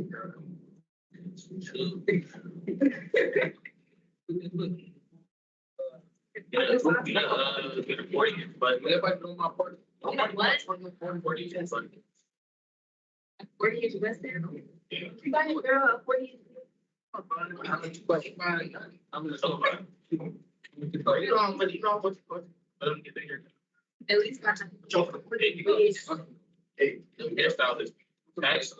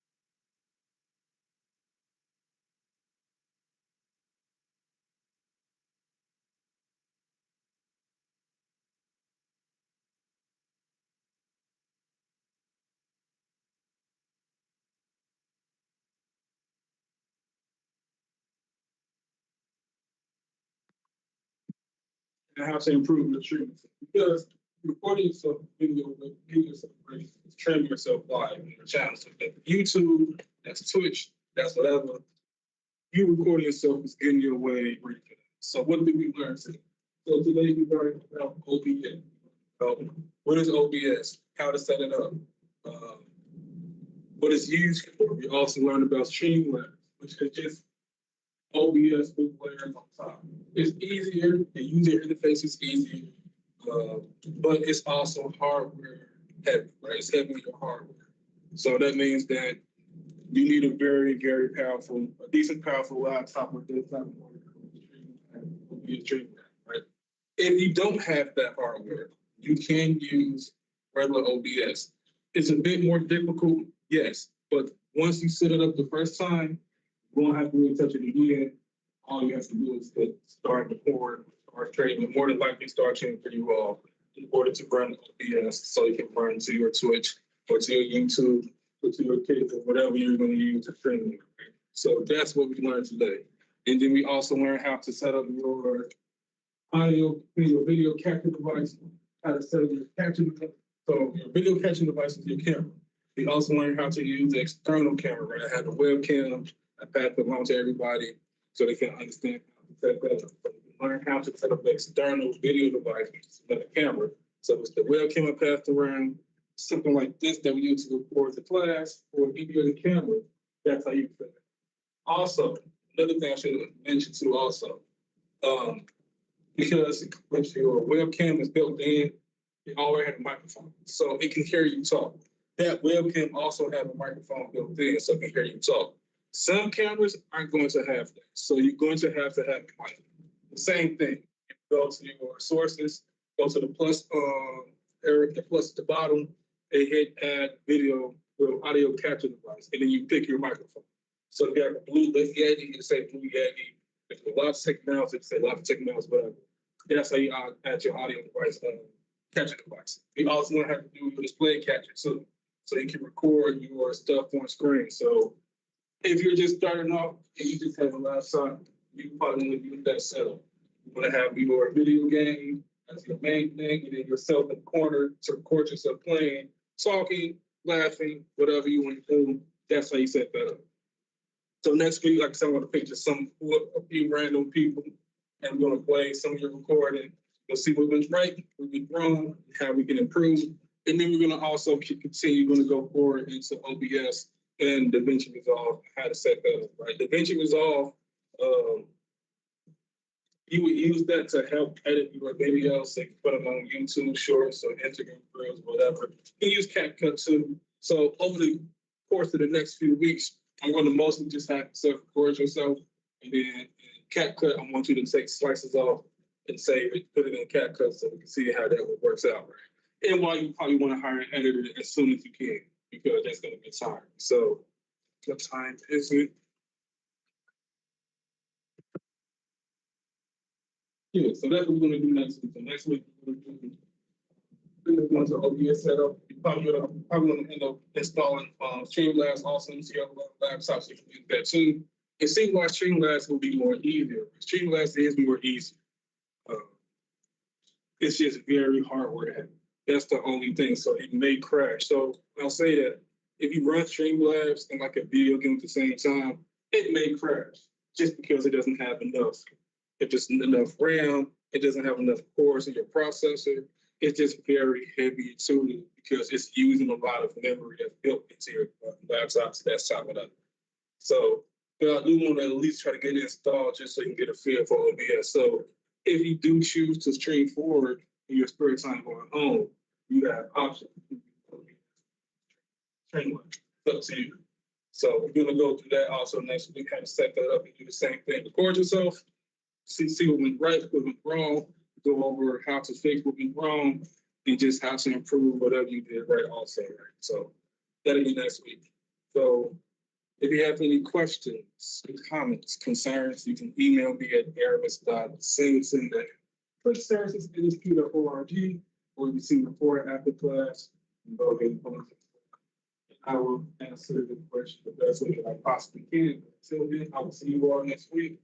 Sammy should be starting pretty soon. If you all want to record yourself for the next 2 minutes and more a little bit, you all can. Just remember to just stop recording. It's going to automatically save. Like I said, we're going to look at it all next week.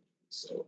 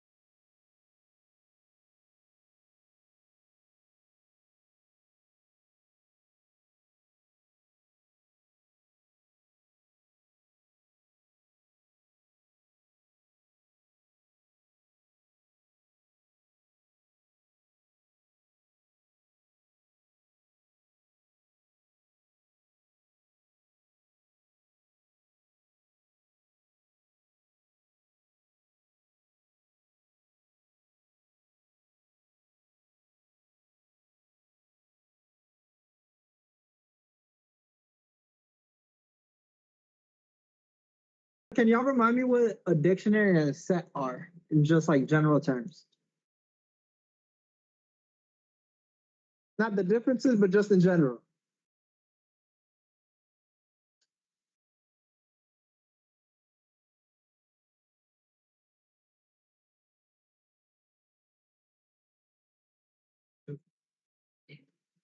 Yeah. What's the difference between, or what's a dictionary and a set, like in general?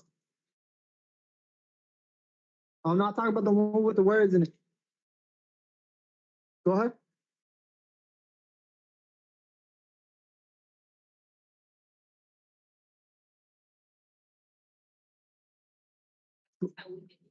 Close, yeah. So in general, what they are stuff called data structures because they structure data, right? So like names, numbers, you could create a phone book in there. You could do whatever you want, right? So that's kind of the same thing that we were talking about last time with lists and tuples, which are very similar. The only difference is depending on how much you could change, what you can't change, stuff like that.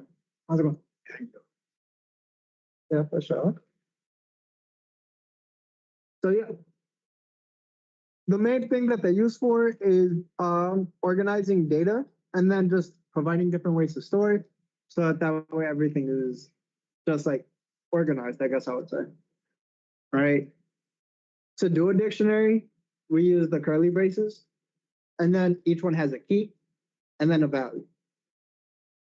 Uh, for sets, we also use a curly brace, but this one doesn't have a key. So that way it's pretty much very similar but different.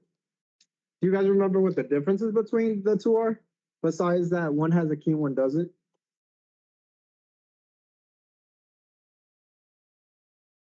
Is like one faster than the other?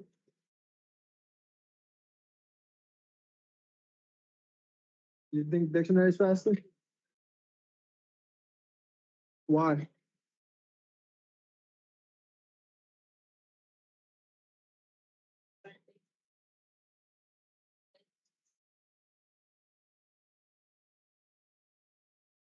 Mhm.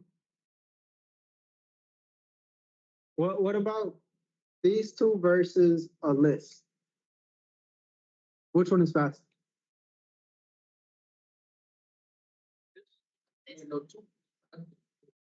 Yeah, exactly. So very similarly, I think you guys are right? They're both quick in terms of what you're doing because you could always just reference a key and get the exact like value for it, right? It's like the key to the house, you just go through, flip it, and then you get to the key, right? So the only difference between a set is if you have more of it and you're trying to go through it, it'll be a little bit slower than if you're trying to do it through a dictionary. So you guys are right in that sense, right? Um, and then the great thing about them is that both of those are like really easy to be changed. You can always add stuff, delete stuff, do whatever you want to it. Like for creating a phone book, you could do that easily. So that way you're like, all right, cool. Let me make sure that I have everybody's numbers in there, name, number, age, XYZ, all of that. That's the.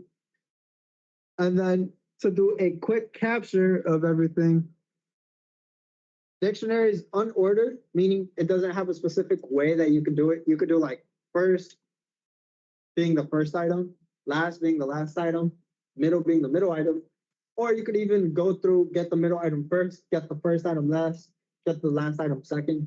Doesn't matter. But the only thing is each key has to be unique. So that way you're like not doing the exact same thing twice, like a variable.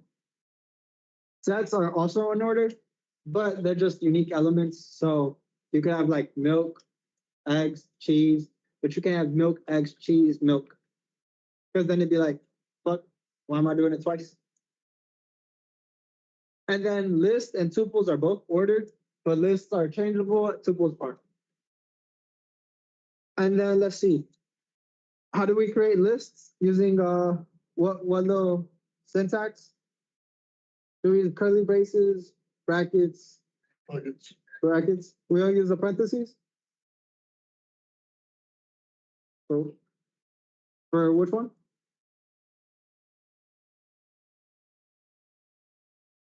Other way. Yep. Ooh, let's see. So I don't think we got to doing all of the lab last time, right? I think we got to, yeah, problem 3 and then problem 4. Yeah, okay, that makes sense. Yeah, we did 1, 2, 3. We didn't get to problem 4, 5, or 6. So let's take like the first 10 minutes, go through these 3, and then from there we'll come back, do a little bit more catch up, and then move on to next lesson. Cool. Partner up. I'll walk around, see if you guys need any questions or have any questions.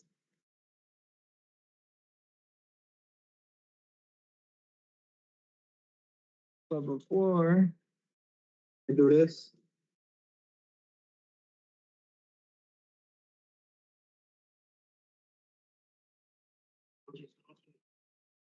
maybe, because I'm seeing if I can get tickets for the low. Because Destroy Lonely is on Sunday too. What was it, man? It's 'cause I told him took, you know, what you see there, stage, Yeah. 560, some tickets cost $100. Dude, I had no honestly for like nosebleeds all the way in the back, they're like 80. That's why I was like, let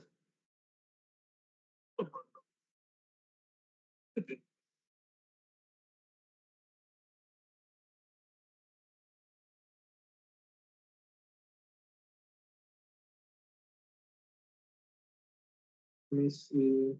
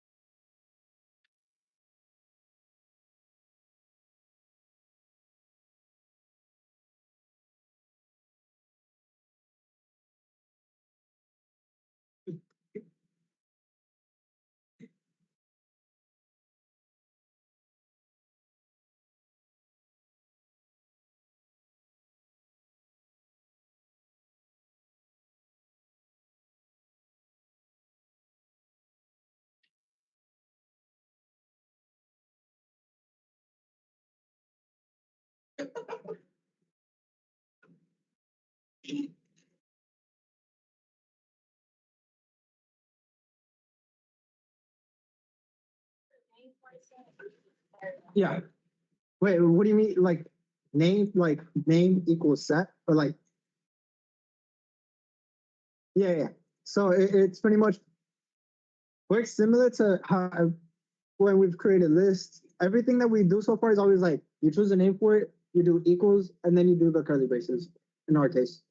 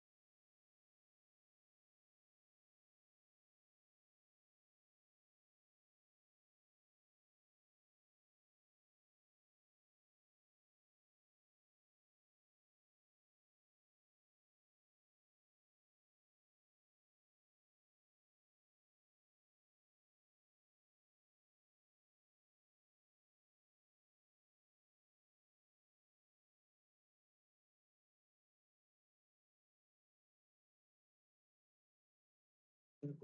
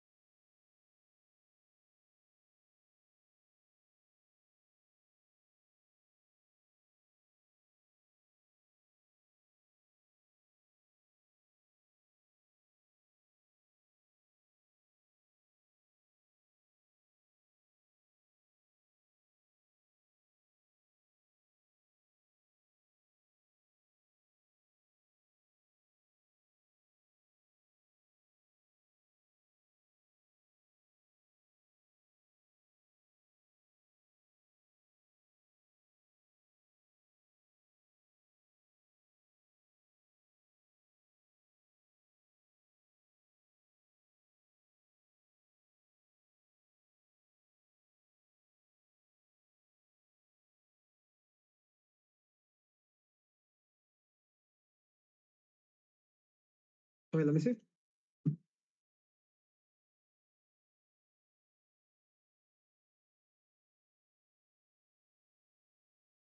I was going to do my dictionary. That's what it-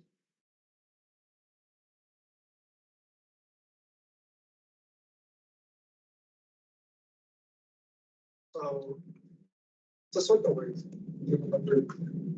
There's a specific thing that we don't. It's like where there should be call it and then you got something. Yeah. So that's the sorting, and then so we have lubricants, right? Living with me. just for the work. And now talk, but there's gonna be a specific thing that you can answer. So there's different things, different ways you can do it. You do like counter, so like look for using code, or I think there's a specific. For now, just sort it, and then we'll actually go through how to pop up the specific words and make sure that they're duplicates. That's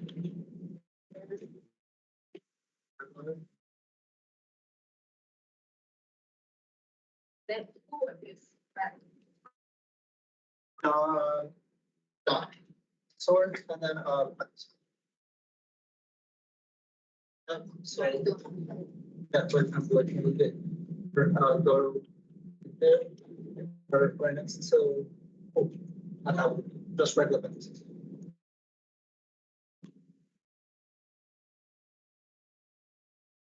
And with the cursor one to the right. Hit enter. Then do print words. No, you don't have to. Parentheses. Words. That's all we want to check. So if you run it, I'll trust you.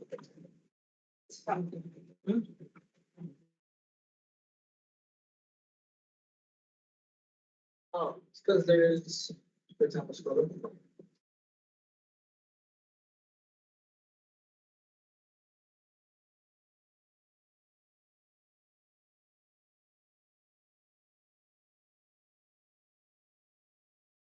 Oh, that's fine. Switch choice. I know. You do need choice. Oh, I know. There's something that you're forgetting. Yes. Just hover over that. And then it'll tell you roughly which one. Which means I never. We need to go through and then try to some.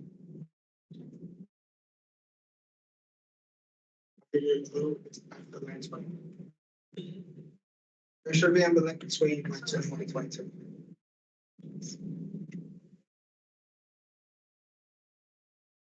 I don't know, like. So that's where you're gonna get inventory and then do it. Yeah, that's fine. Or something like that.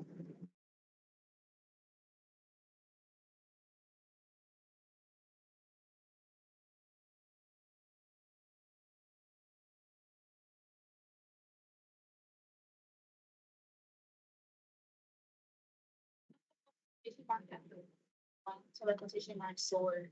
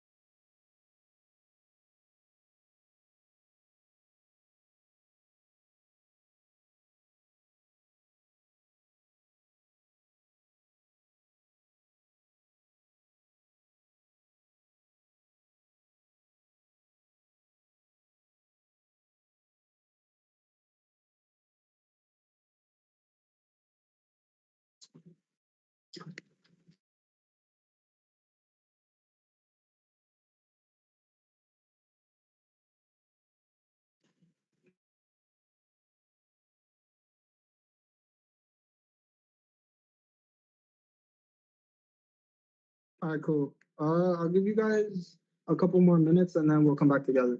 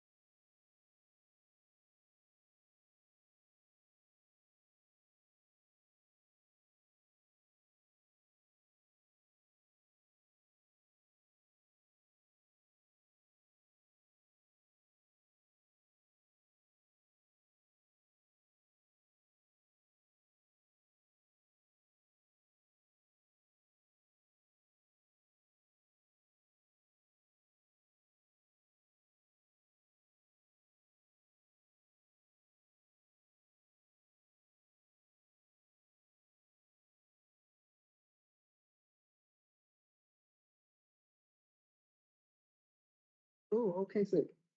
All right, y'all ready?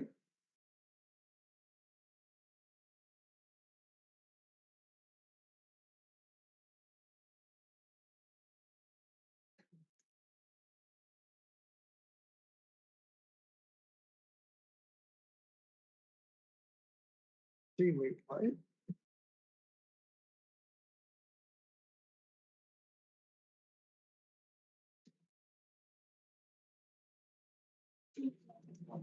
Oh, the TV auto turned off? Oh, damn. It knows that there's no, it doesn't take anything to start talking. Oh, okay, that makes sense. All right. So, for problem 4, right? Let's just make a little bit of.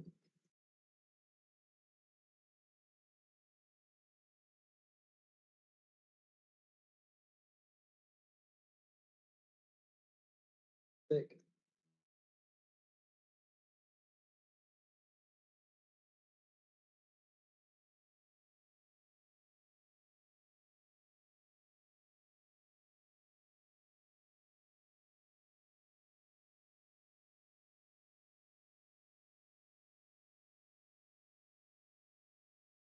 All right. So if we want to create a set of even numbers between 1 and 20, what's our first step? Wait, which one? Mm-hmm. So, I'll give one a name.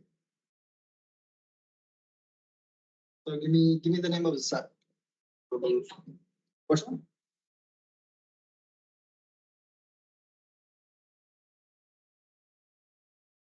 No, just give it a name. Who? I said number. The name. Who's here? I said the name. Say number. Yeah, but like, it could be any name. That's the name, number. Oh, like, just number. Okay, yes. I was like, number. Alright, so number is equal to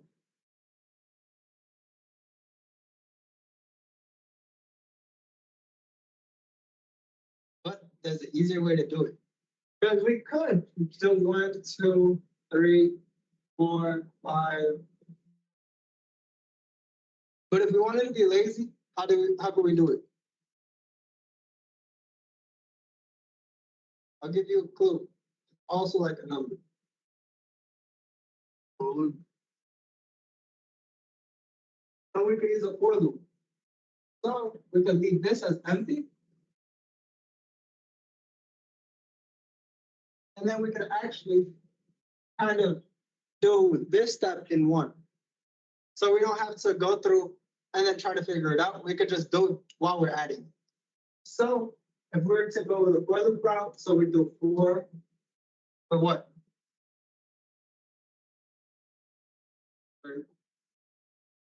Yeah. We'll do for in numbers. Actually, no, not numbers. Not that. In what? So it's for like for every thing or for every index in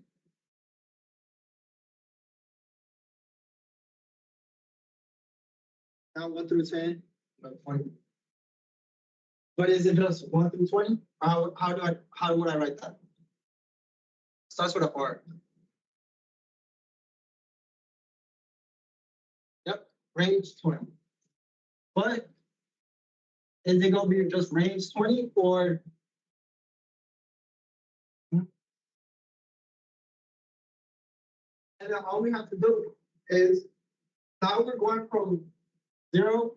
This is essentially going to say, for every number between 0 and 20, there's something going to be happening. So if we only wanted to add even numbers, what do we know about every even number? Yeah. You're not lying. So every even number is divided by 2, or can be divided by 2. I think we've done this once, so I'll just give it to you guys. It's if num percent sign by 2 equals 0, then you would do numbers out of 10.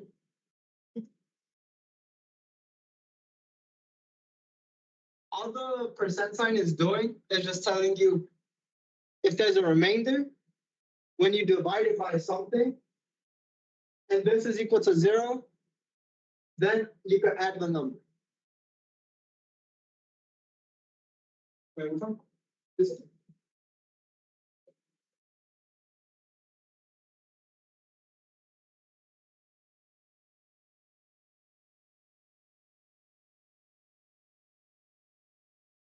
Oh, you don't need the by.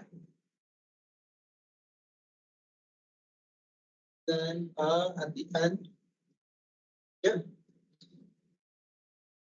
So now if you try it, I believe that should work through. So we just code it. And make sure, so we'll do numbers is equal to an empty set.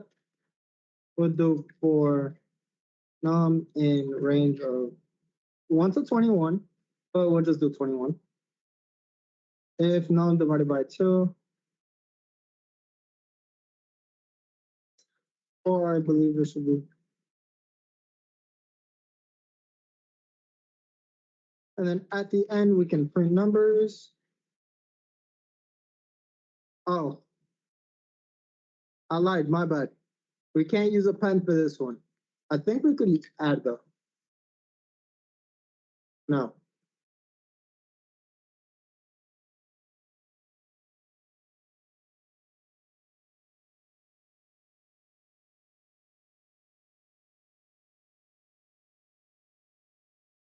There we go. So the only difference between what I have is I forget that if you do curly brackets just by themselves, it automatically thinks it's a dictionary. So we could write just is equal to set. Or you could also even change it to dictionary. Right? But for our case, we're going to want to have it as a set. Y'all good? Any questions? Sick.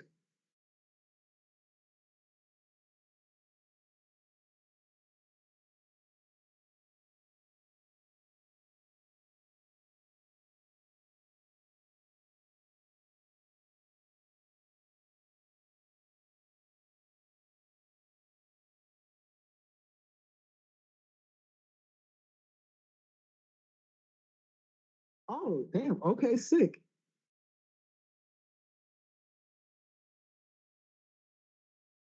So for problem 5, there's actually a really cool way that I just found out about how to do this. I'll just explain to you guys what's happening, and then after that, I'll go back and show you what I originally thought of or what I was trying to get you guys to do. So let's just say that we have a list of words. What's one thing about lists or one of the dictionaries, one of the data structures that we know is always unique?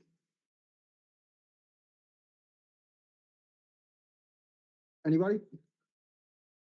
Which data structure is always going to have something unique? Like, for example, it can't have two of the same things. Right? So what we could do is we could always turn a list into something else. Right? So like you could turn a list into a set, you could turn a dictionary into a list, you could kind of turn whatever into whatever. So with that, we know that list can always be turned into a set. And what it's doing is it's turning this into a set.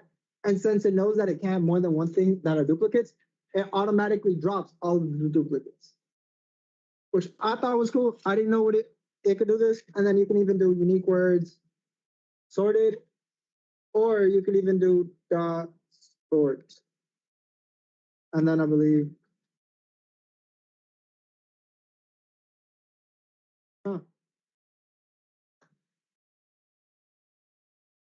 But what I was originally trying to get you guys to do was this. What's one way that we could do or think of whenever we want to try to get something? For example, let's just say within our own example, we have Apple racing. It comes up 3 times. What's one of the things that we know how to do that can kind of go through and then like see if it's been there or not?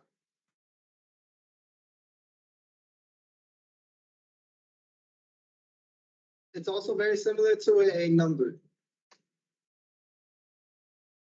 It's not a variable.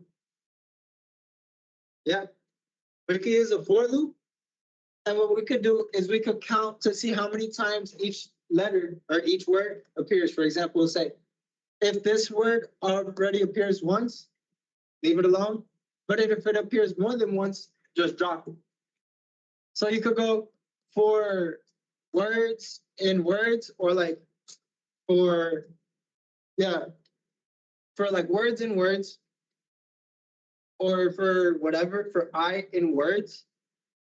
If the word appears more than once or words that count is greater than 1, drop it.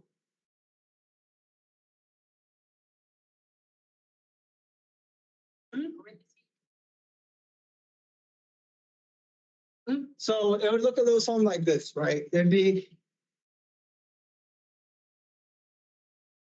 for word in words if the words dot count of that specific word is greater than 1, then just remove it. And then we can sort it and then print the words.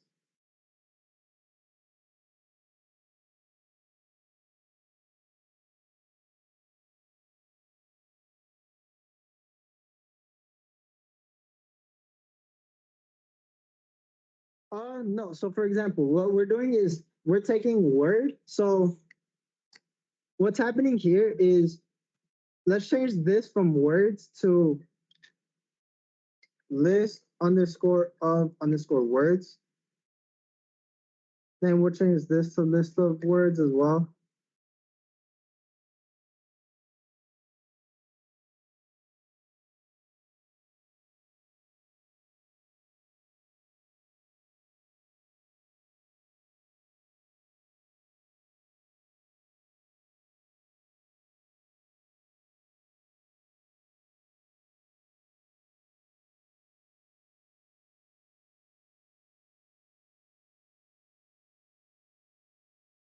Okay.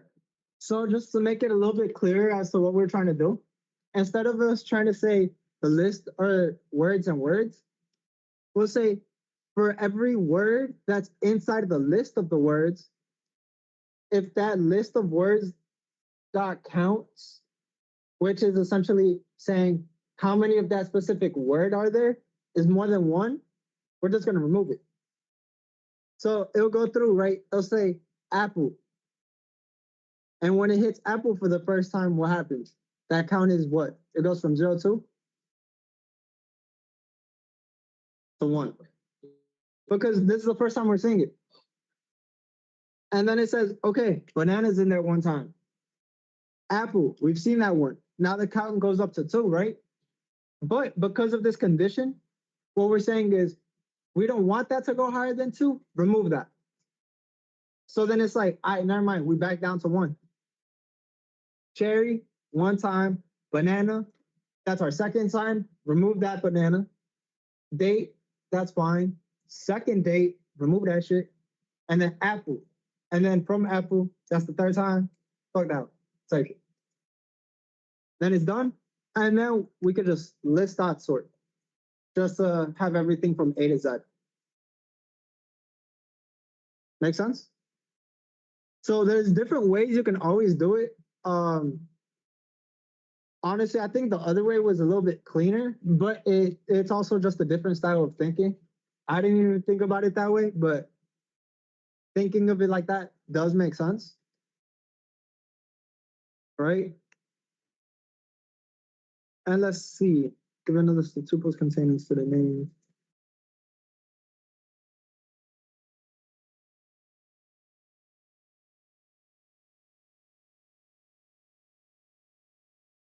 Yeah, I think we'll skip on the last one. Just so that way we could kind of do a little something different. So what I'm going to try to get y'all to do is to do a little review of everything we've done so far, because we've done a lot. So I figured the first couple of things are just going to be review. So do you guys want to do either classic mode or do you guys want to go into teams? Teams? Teams. Let's pick our team. I think it's going to be random.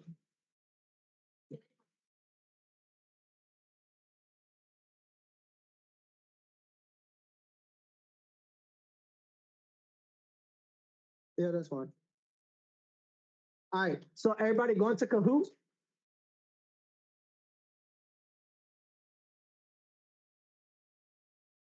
Team Moose, Team Fawn, Team Fox. There's 2, 4, 6, 8 of y'all. 2 players per team, yeah. And Team Camel.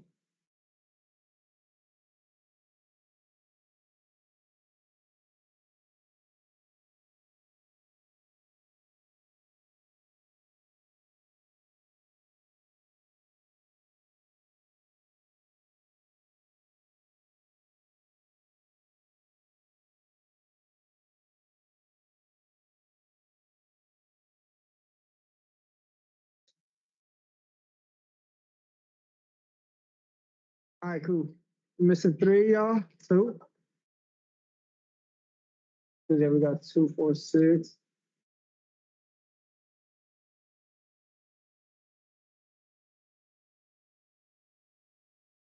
All right.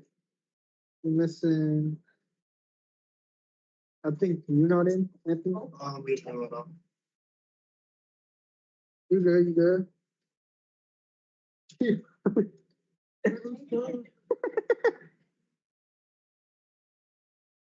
Say that name?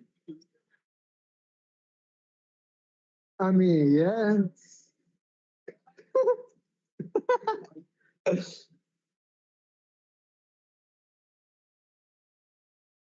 G5 with a ski is crazy.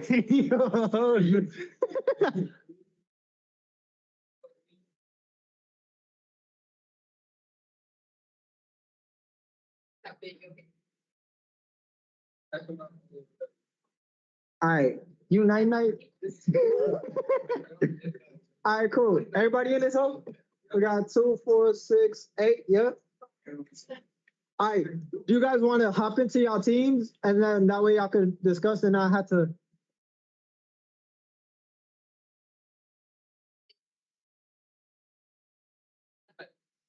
Like, guess who night is? Hell no. Can't be me yet. It's my partner. Hey, we fought.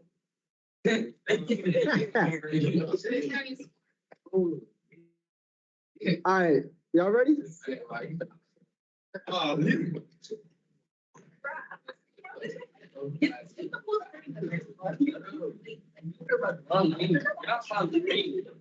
All right. So, question is going to be, what's the correct way to declare and initialize a variable called age where the value is 25? AKA, how do you set a variable to the age 25?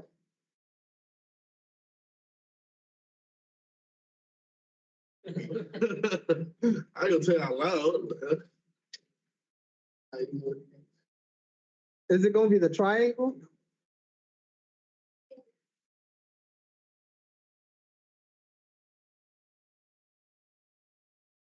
Hold on, what? Nobody get that. I didn't know. I figured it. I tried to pick it up. It's simple. How much no one got that? Who got it wrong? Y'all said the end of the age. Oh, no, you can't. All right, we forgot to review this. Y'all might need another review. No lies. That All was- right, that was a warm up. That was a warm up. Y'all ready for the next one? Come on, warm up.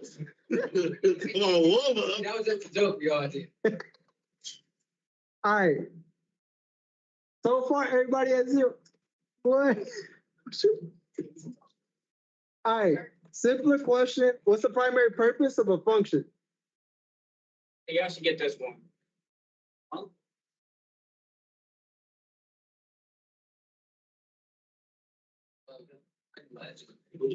Not gonna hold you. I would do process of elimination. That's the only good thing. It better be. Surprisingly, they got the house. It is the one that makes sense. Like if you click button, that goes First to time. like on presentation. Oh, That's how it goes?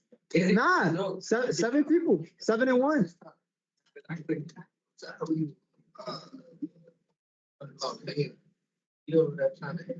All right. Question 3. What loop is going to be best sorted or suited for iterating over a sequence a certain number of times? How many times am I going to run the loop? So it's like, if I want to run something 5 times and stop after that, how do I do that? Y'all should know this one. We talked about this a lot. Dude.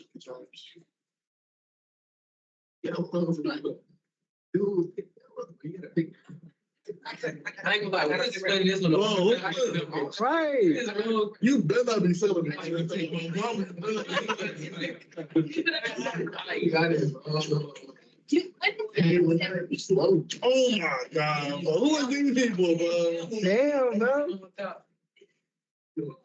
Look at this. Y'all gonna let him get away with it, T-Moose? That's crazy. You got it wrong. All right.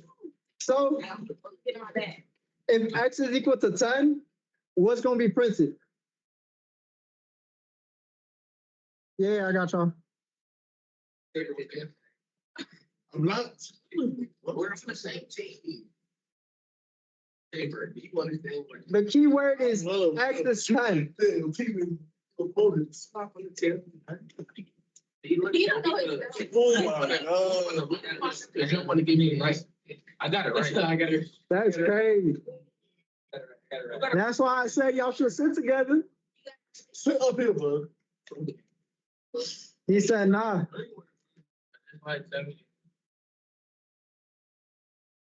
I just turn around and just like now. All right.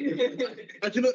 Like So- turn around this way. What data structure allows you to store data or a collection of items in a specific order? I just learned this. Meaning it goes in a certain way and it can't really be changed. I'm not saying too much, but specific order. Oh. It was giving it away, like the gift was giving it away. Even if we good words. How many don't answer that? Please. That's. I've been trying to give it to y'all too. The give is it's a list.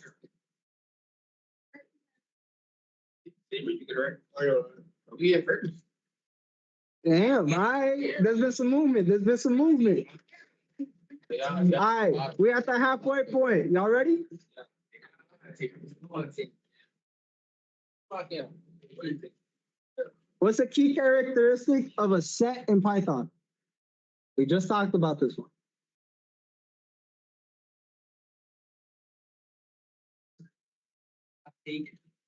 We just reviewed, we had a little review on it. It's unordered. Who got it right? Oh. I can't stop. Yeah, I see. I got you.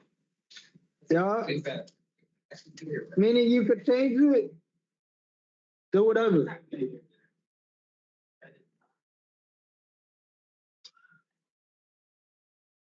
All right, 3 more questions. How would I get the specific value that's called key? Or that's called name in the following dictionary?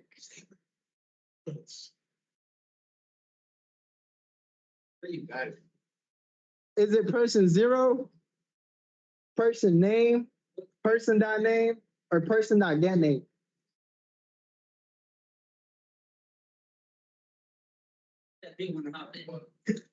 I'm telling you, You got it right. whole time you would have met, it could have been a team too. Yeah, but yeah. Yeah, you just gotta say name. It's so about. Damn, T Moose with the greatest comeback from last to first. Not G5 with the Like ski. one of those NBA teams, but you know, the team loses, they can win it. Right, it be DDA. All right, what's the main difference between a tuple and a list? Also, immutable means you can't change it. Mutable means you can change it. Oh. I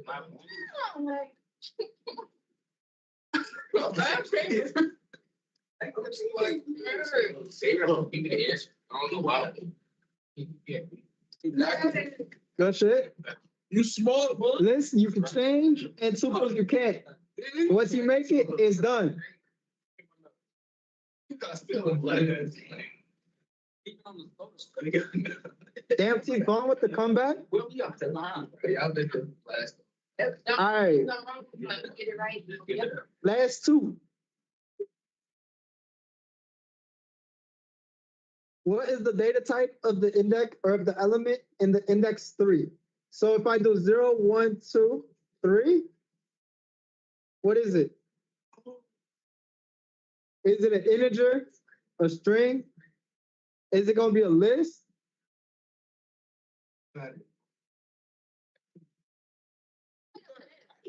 Huh? You wanna go back and I'll show y'all.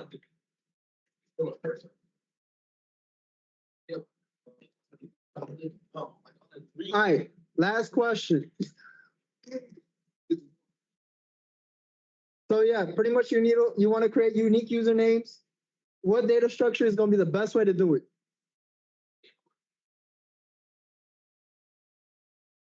I'll give you guys a clue. It's a collection of unique usernames.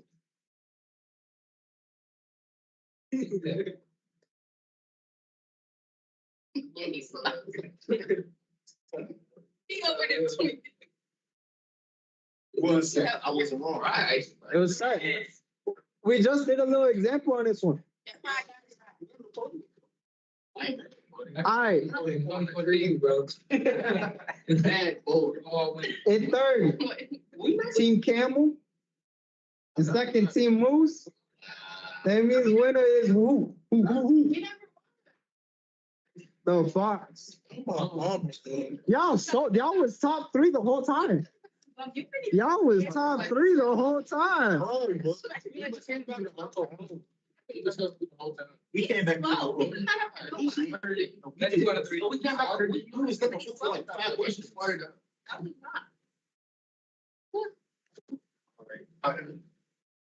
How the hell? Oh, okay. I'm about to say, I'm way better. We not close like that. Like, grabbing the guy with you, you have to know that. It's gonna be the same question. All right. So hold on.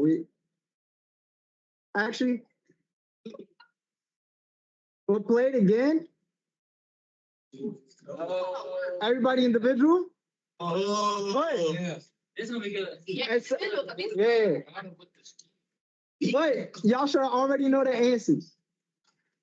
It's on quickness. Like, what? Yeah. Quick. It's on quickness. It's gonna be whoever the quickest is. Oh. And then we finna walk through some of them. All right. I'll wait for y'all to be ready. Cause y'all gonna have to be quicker than them sneakers resellers. That's all I'm saying. It's gonna be like you're trying to hit on the Travis. Since you did it. It's about my name, bro.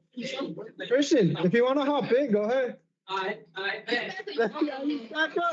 They gonna see it. Go ahead, around for me. Bro, what is it? Why is it mattering so much? What is what I have matter to you? You saw with the Glock. Yeah, but you don't got no Glock. Why would that make any sense? You did. Why does it matter to you? What do you mean like a speed right now? It's a thing, it's a conversation. And that's crazy. My thing is, why does it matter to you with the Glock? Why you say quiet? That's crazy. Take this person. The more guy. All right, y'all ready? We started. Yeah.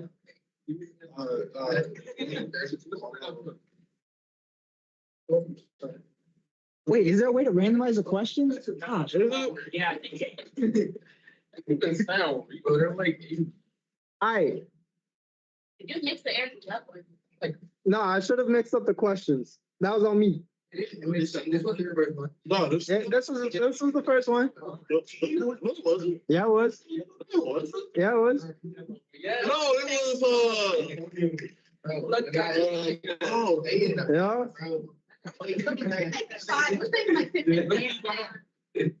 All right. Y'all quick with it? Y'all quick with it? All right, quiz 2 or question 2. Primary purpose of a function.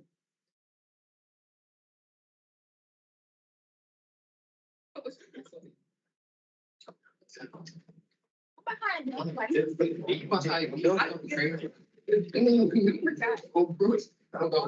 scared.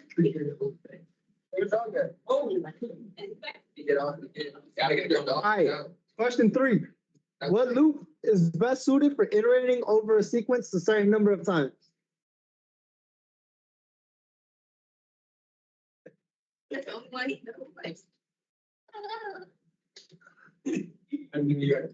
Do while? No, it's slow. Damn, Chris out here with 3 out of 3. All right. X is equal to 10. What's the answer? Kind of gave it the right kind of setting. Well, X is 10? Oh, wait. I gotta remember, he's saying he's still behind. Oh, On that bike. Whoever's getting he not lying. Keep the license. What allows you to store specific items in a specific order? Y'all was quick with it. Y'all, that was fast. We up there, we up But you're there. not up there, no. But you will. Chris out here speaking up. Behind, that's what I'm saying. Not All behind. right. Key characteristics of a set. I'll take personality. I'm still in the back. And yeah, I'll go back. Immutable just means that you could change it.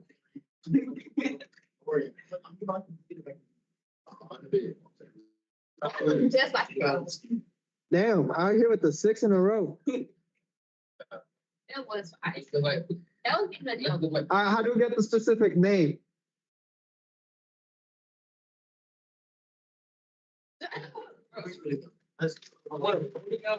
Good shit, good shit.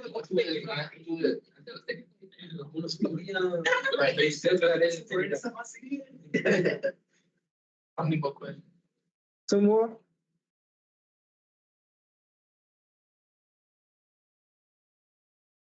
Immutable means you could change it. Immutable, you cannot change. Yeah.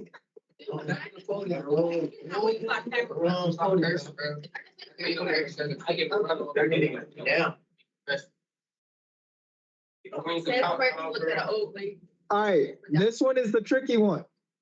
What's an index 3? Is it an integer, string, list, or a tuple?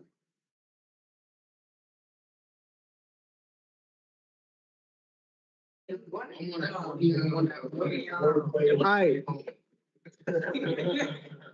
Before we finish it off, I think this one's a really good one to explain real quick.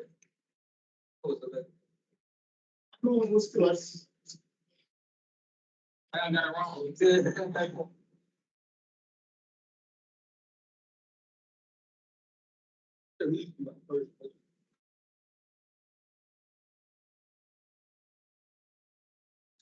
Why is he talking? Six pages is great. 6 pages is great. All right. So if I wanted to get the specific third thing or the thing at the third index, it would be like my list. And then 3, right? So what's gonna happen is it goes 0,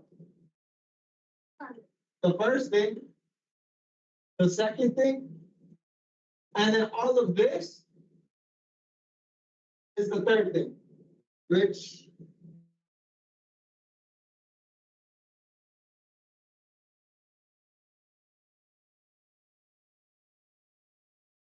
because what can happen is you can have a list nested within another list, or you can have whatever nested within each other. And then it treats this as its own thing. So if I wanted to get, for example, the letter C, any ideas as to how I would do that? Second list.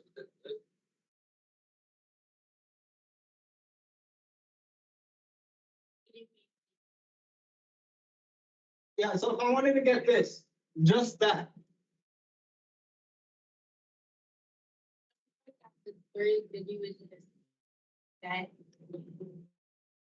that equals, how do we get the third thing right here? In our list already. So we went 0, 1, 2, 3, and then we use the brackets, right? If I wanted to get the third list over here, I do brackets 2. 0, 1, 2. Right? So that way it's pulling the exact specific thing. Mind you, this isn't always gonna work, but when it does, it's because it's a list within a list. Make sense? Sick. All right, last question. Y'all ready? Alright. This is the movement. Izzy's the number one, Nunu two, and Day 3. I was second. What are you? I didn't get up there. Alright, last question for the win. You need to store a collection of unique usernames. What you doing?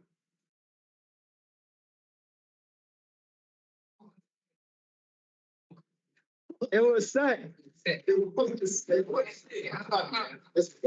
And now, top 3. Nunu in at the 3. Day in at the 2. And who in at the 1? And this is Dude, I'll be right. Cheated though. I cheated. Don't see that kid. No, you definitely. Everyone Yeah, everybody.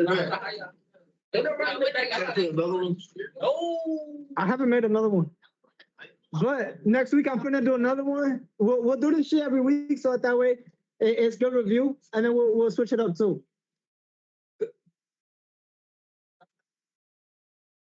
Yeah. All right.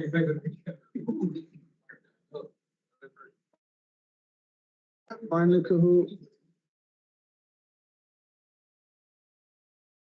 Oh, okay, sick. So that's how I do it.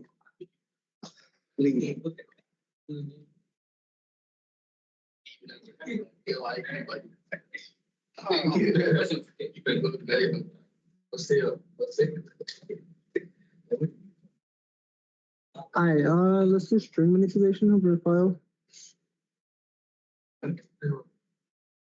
What you know about pre-rolls, bro? Hey,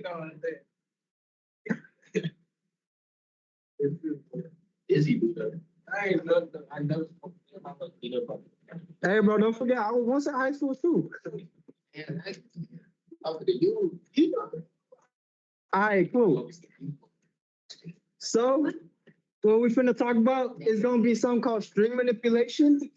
We're gonna do a quick lab, and then from there, that'll be it for today. I know it sounds crazy, but it's really not. So, string manipulation just means what, right? What's a string again?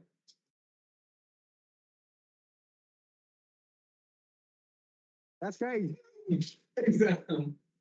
In your own words. In your own words. In your own words. Or in like 3 words, 4 words. What are strings? Not characters? Well, I mean, they are characters. It's like data, but like a series, like order of data. You basically take data out to create new data. Yeah. Or the best way to describe it, words. Anytime you wanna talk about a sentence, you put it as a string. Type shit. Hey, good stuff. Right? So let's just say that we want to change something, right? For example, we know that we could change our sentence midway through, right? So like, let's just say we're talking, we're like, especially when you're writing something out for a paper, let's just say in the beginning, we could change that to be whatever we want. We could say in a beginning, we could do whatever we want. So we could actually do something similar over here in Python. Anybody have any ideas as to what that might look like or not? I'll give you a clue. It's on the board. List. It's not a list. Within a list. It's not a list within a list.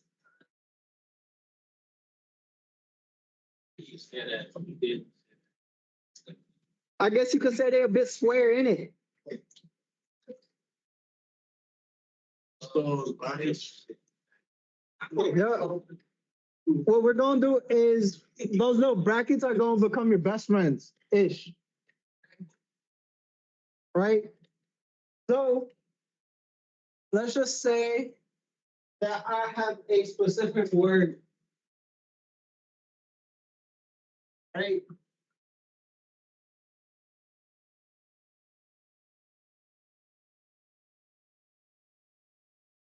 We'll start off simple.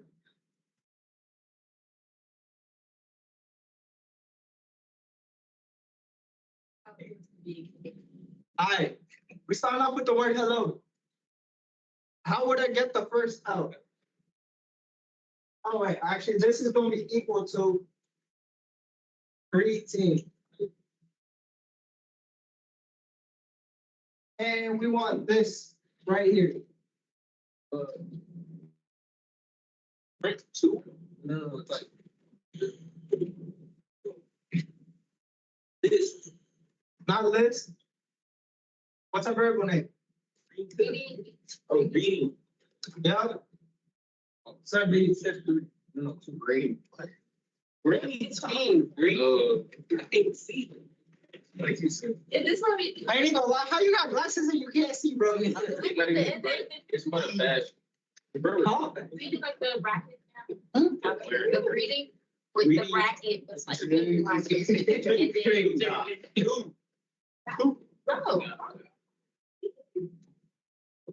Like, I'm sure.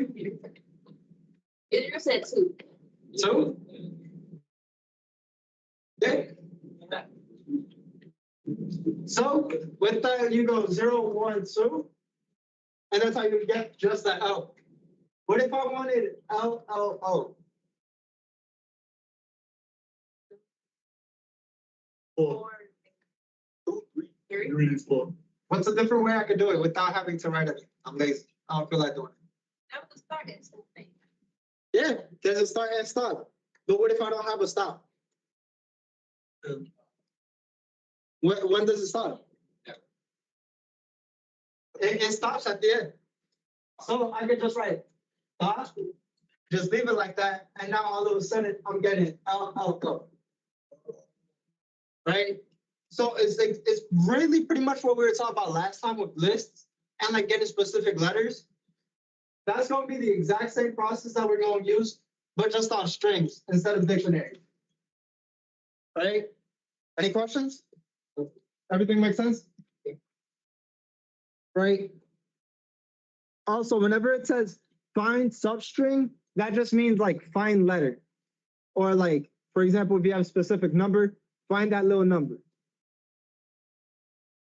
So our find is last index is find, but raises an error if it's not found. Stuff like that. These are, I'll probably have this up when you guys are doing the lab. So it shouldn't be anything too crazy. So with strings, we know that it's letters, right? You can change letters from uppercase to lowercase, just how you could, right? For example, if you control highlight something, you could change it to be all uppercase. You could do the same thing with just dot upper, dot lower. You could capitalize the first letter using dot title, right? Essentially, whatever you're thinking of, you could do. And there's also a specific case called swap case. So it's like lower cases become upper, upper become lower. Never really used it, but it's there.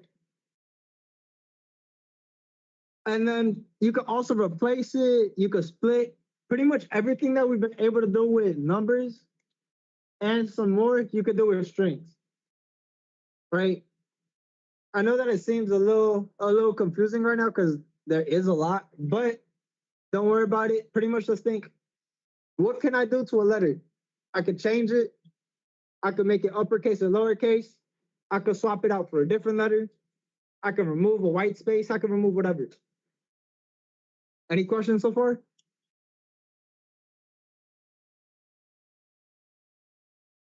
So the way that you would format this, also, I know that looks scary. It's really not.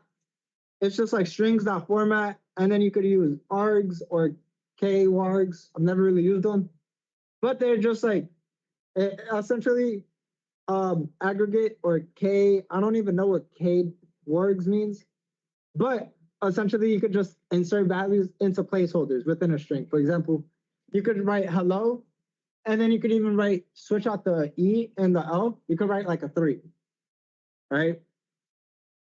Something that actually I've been using a lot more of is something called F strings. And the reason why is actually that they're pretty cool. So they work very similar to strings, but the main difference is this. there's an F in the beginning. Right? And what this allows you to do is kind of continue writing, but also add in different stuff, right? So for example, let's just say before our greeting, we have something called name.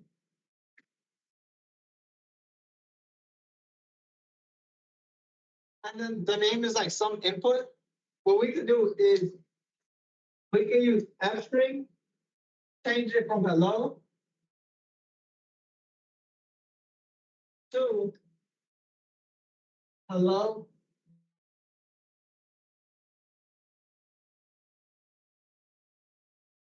And then name. And now what happens is all of this gets read out and it's like hello, name points right here. So for example, if the name was Izzy, right, our greeting would be what? Hello, and then insert everything. Exactly. So if the hello is, right? No, it wouldn't even have the brackets. This is just to determine what's text and what's not. Oh, Right? So the main thing that I'm trying to like explain, but I did a pretty bad job of it, is F strings are going to be useful for if you want to combine different stuff, right? So if you want to combine two variables without using multiple strings or using without a lot of commas, you can do it. Or you could just use commas, but make sure that you separate it. Let's see. Remodule, that's really not that possible. So something that we didn't talk too much about was strings are immutable, which means that you can't really change it. So once you make it, it's kind of there. You can replace a couple of things here and there to make it different, but at that point, just create a different string. They're efficient because you can do whatever you want with them, and they're also pretty easy to read, not gonna lie. Let's see, data cleaning. Yeah, okay. The reason why we're even talking about this is because it's good for data cleaning. A lot of the times what's going to happen is anybody here want to be like a data scientist or data analyst or like get into data? Just like data. Like, for example, if I give you a data set and I'm like, go clean it up or do whatever, and that's a job that you could get paid for. And they make bank. Right? Huh? Not that bad. Honestly, just math. All right. Most of the time it's like statistics and stuff. But I would say it's worth it, especially. The only thing is just know that it's competitive. But if you get in, you can make easy like 80 to 150. All right. Still decent money. Huh? Oh. Like you could work at home, you could work in person. So data cleaning is a job that falls within the category of like data analyst or data scientist. And a lot of the times that like removing that white space, that's part of it. Because sometimes I'll give you guys a set of data and it just looks goofy. And then I'm like, fix it up, give me something that I could work with. This is something that it would be useful for. Or text analysis, right? Yeah, so with that, let's see. Let me get y'all the lab, which I think is 7. Yeah. All right, go ahead and check y'all emails. I'm going to send it to y'all's inboxes.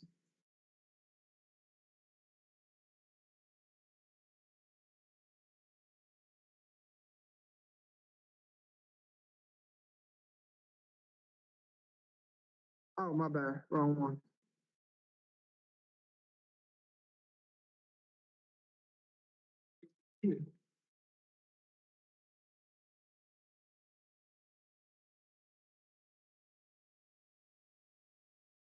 All right, go ahead and check your emails. And then I want you guys to work on the first 2 problems. The first one is shouldn't be too bad.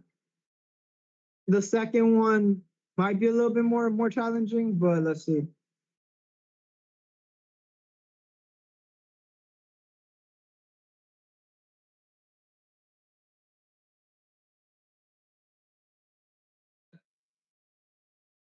Nah, it's 7.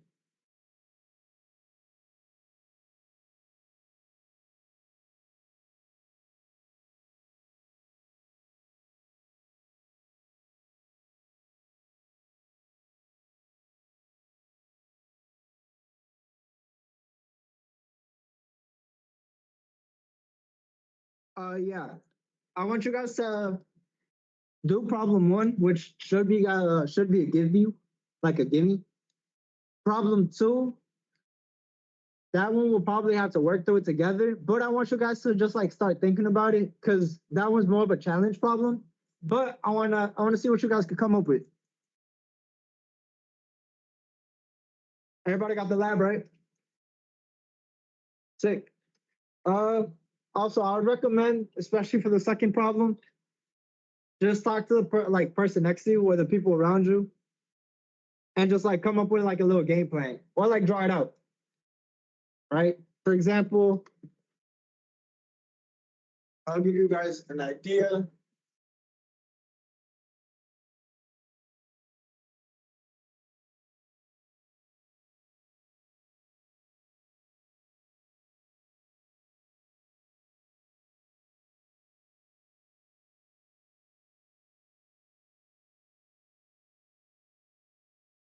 If we have a word like race car,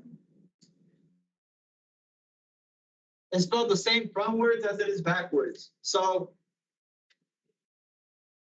same thing with like taco cat.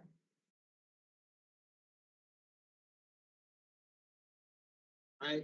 So if I wanted to see if it's a passenger, which is same forwards and backwards, what process would I go through to get to it, or at least check it? Yeah, for example, race car, the R's are the same. So RACE, RACE. Taco cat, TACO, TACO.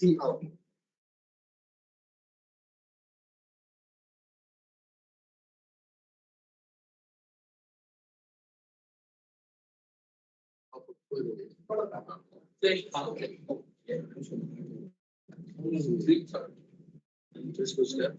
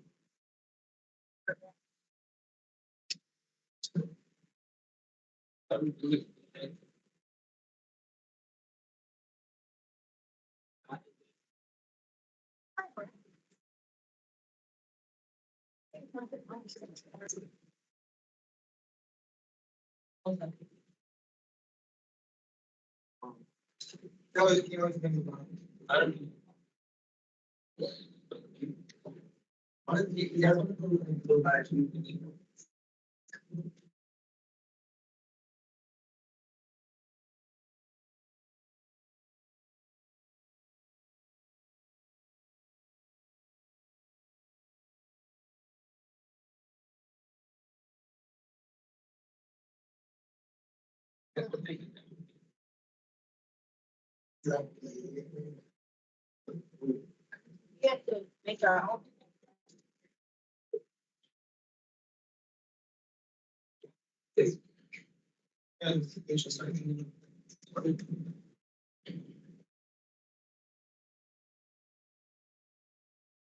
Sure. So. And it keeps. Get away.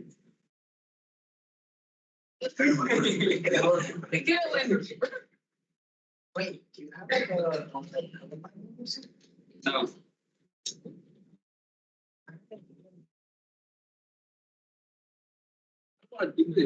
Let's see if it's good right now.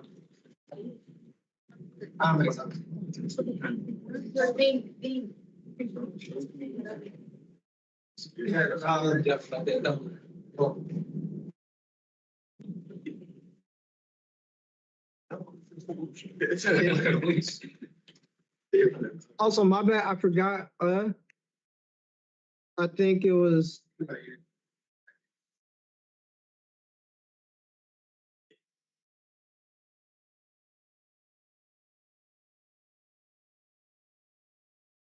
print?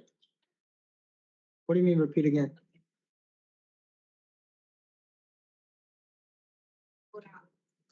Oh, just double.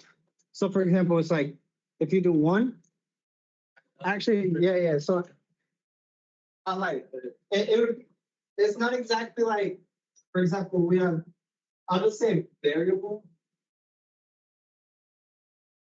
So that you guys astray the first time, it should be within its own thing. So it's like the second, but the second or the third thing on the second list. First slide where it says how to make the string.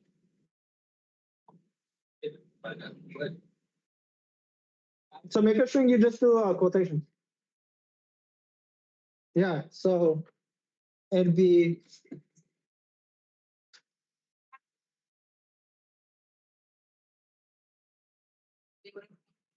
exactly.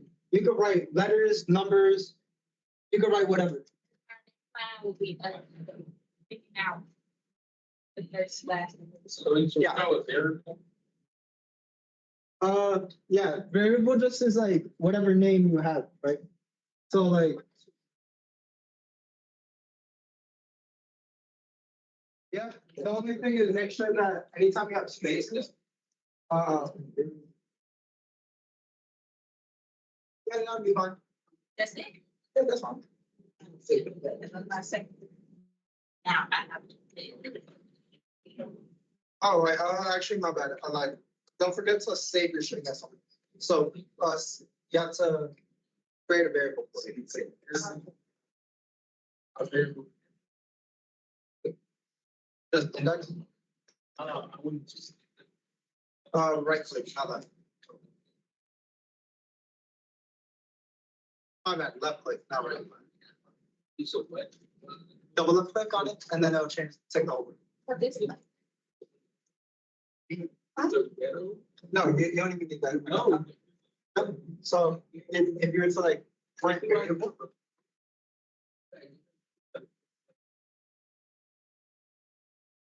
No, print, let's see.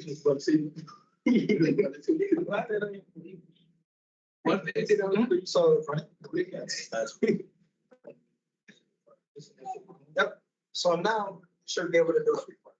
And I didn't repeat. Yeah, so for example, print the first index. The first index letter is the first letter. So I'll just mess around with, for example, variable, and then what, you know how we have it up there? Well, actually, you would have, anytime that you're trying to do something, save it either as a new variable. So like, for example, our letter is equal to variable. No, it doesn't even have to. Backspace. Brackets. And then 0. And now if you bring letter.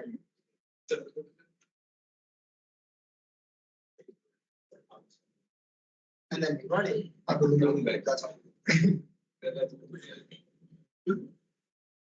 That's my first, like, and then. Yeah. So. I really need to repeat this first, this is my first that I have to do.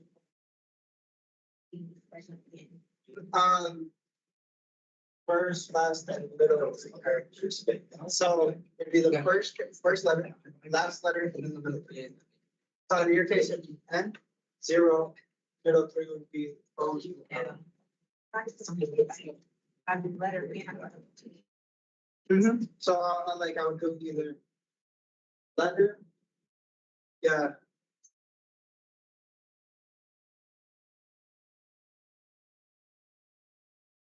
But also, you know how some that I'll explain, but I'll explain it to you first. So you know you could go from 0 all the way to the end, right? You could also kind of go back. So if you do, so if this is 0 and you wanted to get to 0 at a 10, you could do -1. No, you just minus one. And then, right, left. Left, it'll show you take it out to the. Yeah.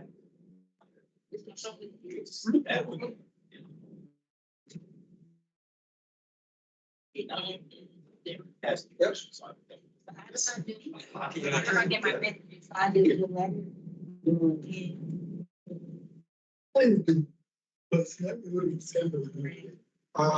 Not there. You could either go from the end, but for the middle three, I would actually go forward. So I would go.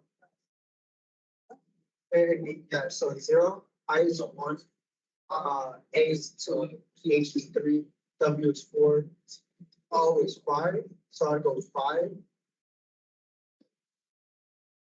Bracket, colon. And then 7. So because then it goes 5, 6, 7. Yep, oh, that's point here, is that it? Control Z. That's what I'm saying.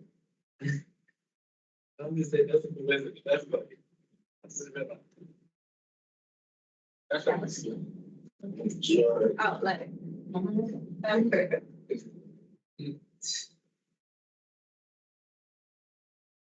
At the same time.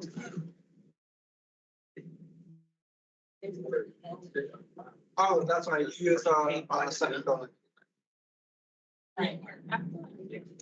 Is it? It's like the 2 dots. Colon. The semicolon is, the one with the. My bad. Because it doesn't.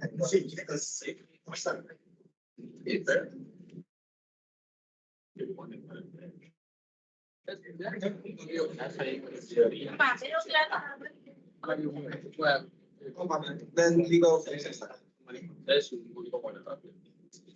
I'm doing it right. Yeah, I'm for sure. And then. The last, but this one I'll give you a clue. It's something similar that we did last time. So you know how you have start is the first placeholder, then it goes colon, and then what's next? It's like the starting point. And then colon, and then what's next? Yeah, so like for example, what's the 6 of this thing?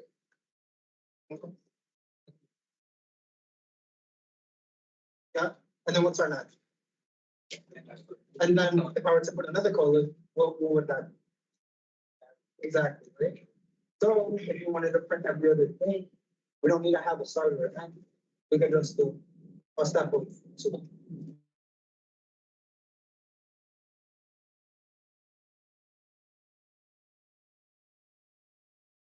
Ah, shit. My bad. I gave y'all the answer to number 2. It's like we'll go through it and then we'll figure it out. How you doing? Also, I'll put this. Right. Yes, sir. Oh, that's right.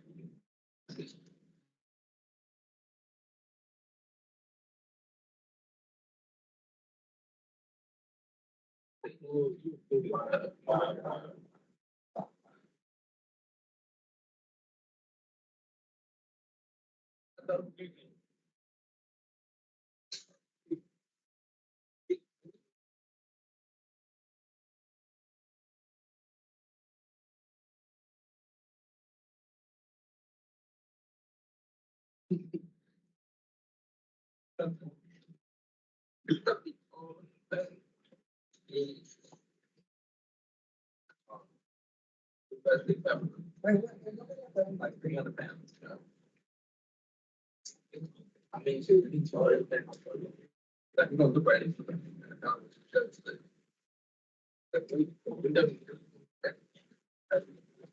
I have to put +2 in the bracket? Or? No, you only have to do +2. You could do just 2.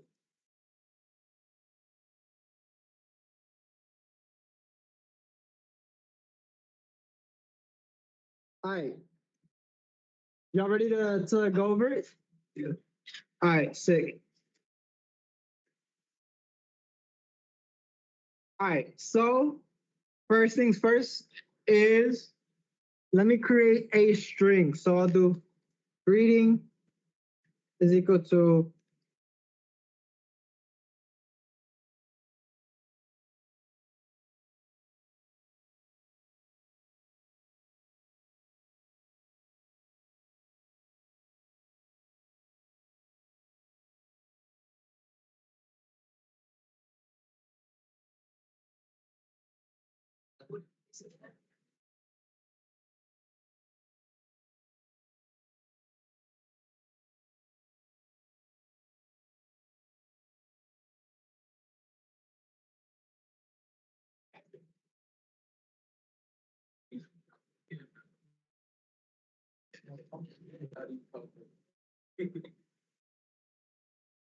alright.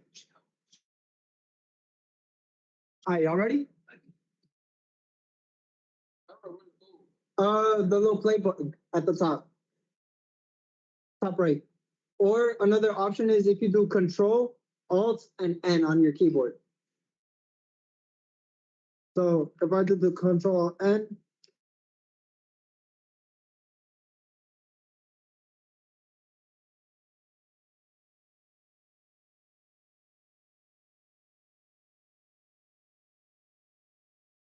all right. So y'all ready? The greeting that I'm gonna be using is just "Hello world, I'm Sammy." I mean, it's me. To get the first letter, you just do greeting, which is my greeting, or in your case, whatever variable name you have, brackets, and then 0 to get the first letter.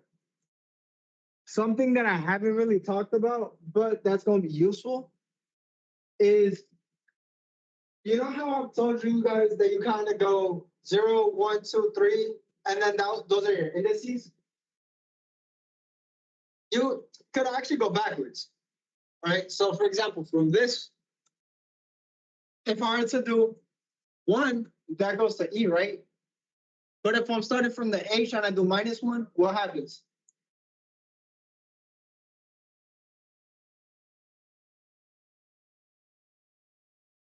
Yep. It's gonna go backwards. It's like, all right, you're telling me go back? I could go back. So it goes 4 and it goes to the Y. What if I had to say -3?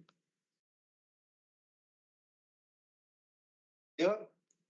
So it's useful in case you ever just need to get some things from the end, or if you ever just need that information. But you can also do a minus sign, and everything from there starts as regular. So like this, it doesn't go at 0, it goes at -1. Right? So 1, 2, 3, 4, 5, -5 is S. Right? To get the middle 3, I do 1, 2, 3, 4, 5, 6, and then it starts here. So it goes these 3.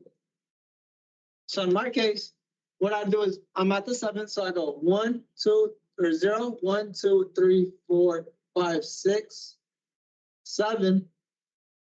Is that 8, 9, 10?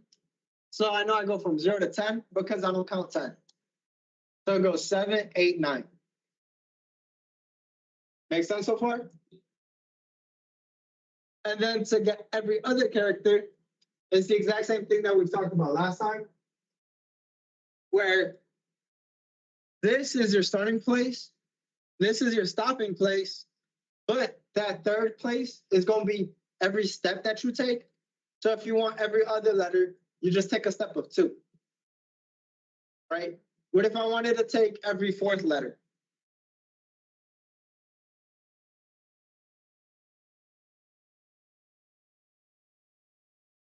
Come on, Noah. I know you know it. Oh, what you say? No. If this is taking every other one, and I wanted to get every 4th, what am I doing? Close, not 4, but yeah. Right? Because 1 is like I'm taking left, right. 2 is I'm like left, right, and then 5 is like 5 times that, or 4 times that, right? So in our case, it works the same way that you did with variables or doing whatever. You just do your starting place, your ending place, and however big you want to take it. I think that's it for now. Next time we'll talk more about the palindromes because I want to spend a little bit more time on that. Because I think it'll be good to get you guys into that mindset of like breaking it down into easier problems, and then, or at least plain English. So, go ahead and clean up your laptops, and then start getting things up, shut them down, and yeah. Any last minute questions? Stay. So y'all better be ready for that Kahoot next week.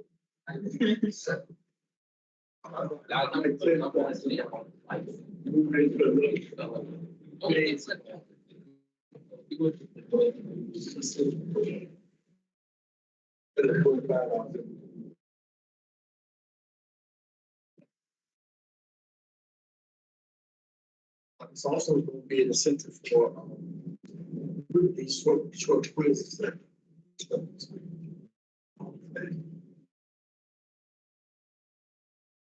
You shut down your laptops.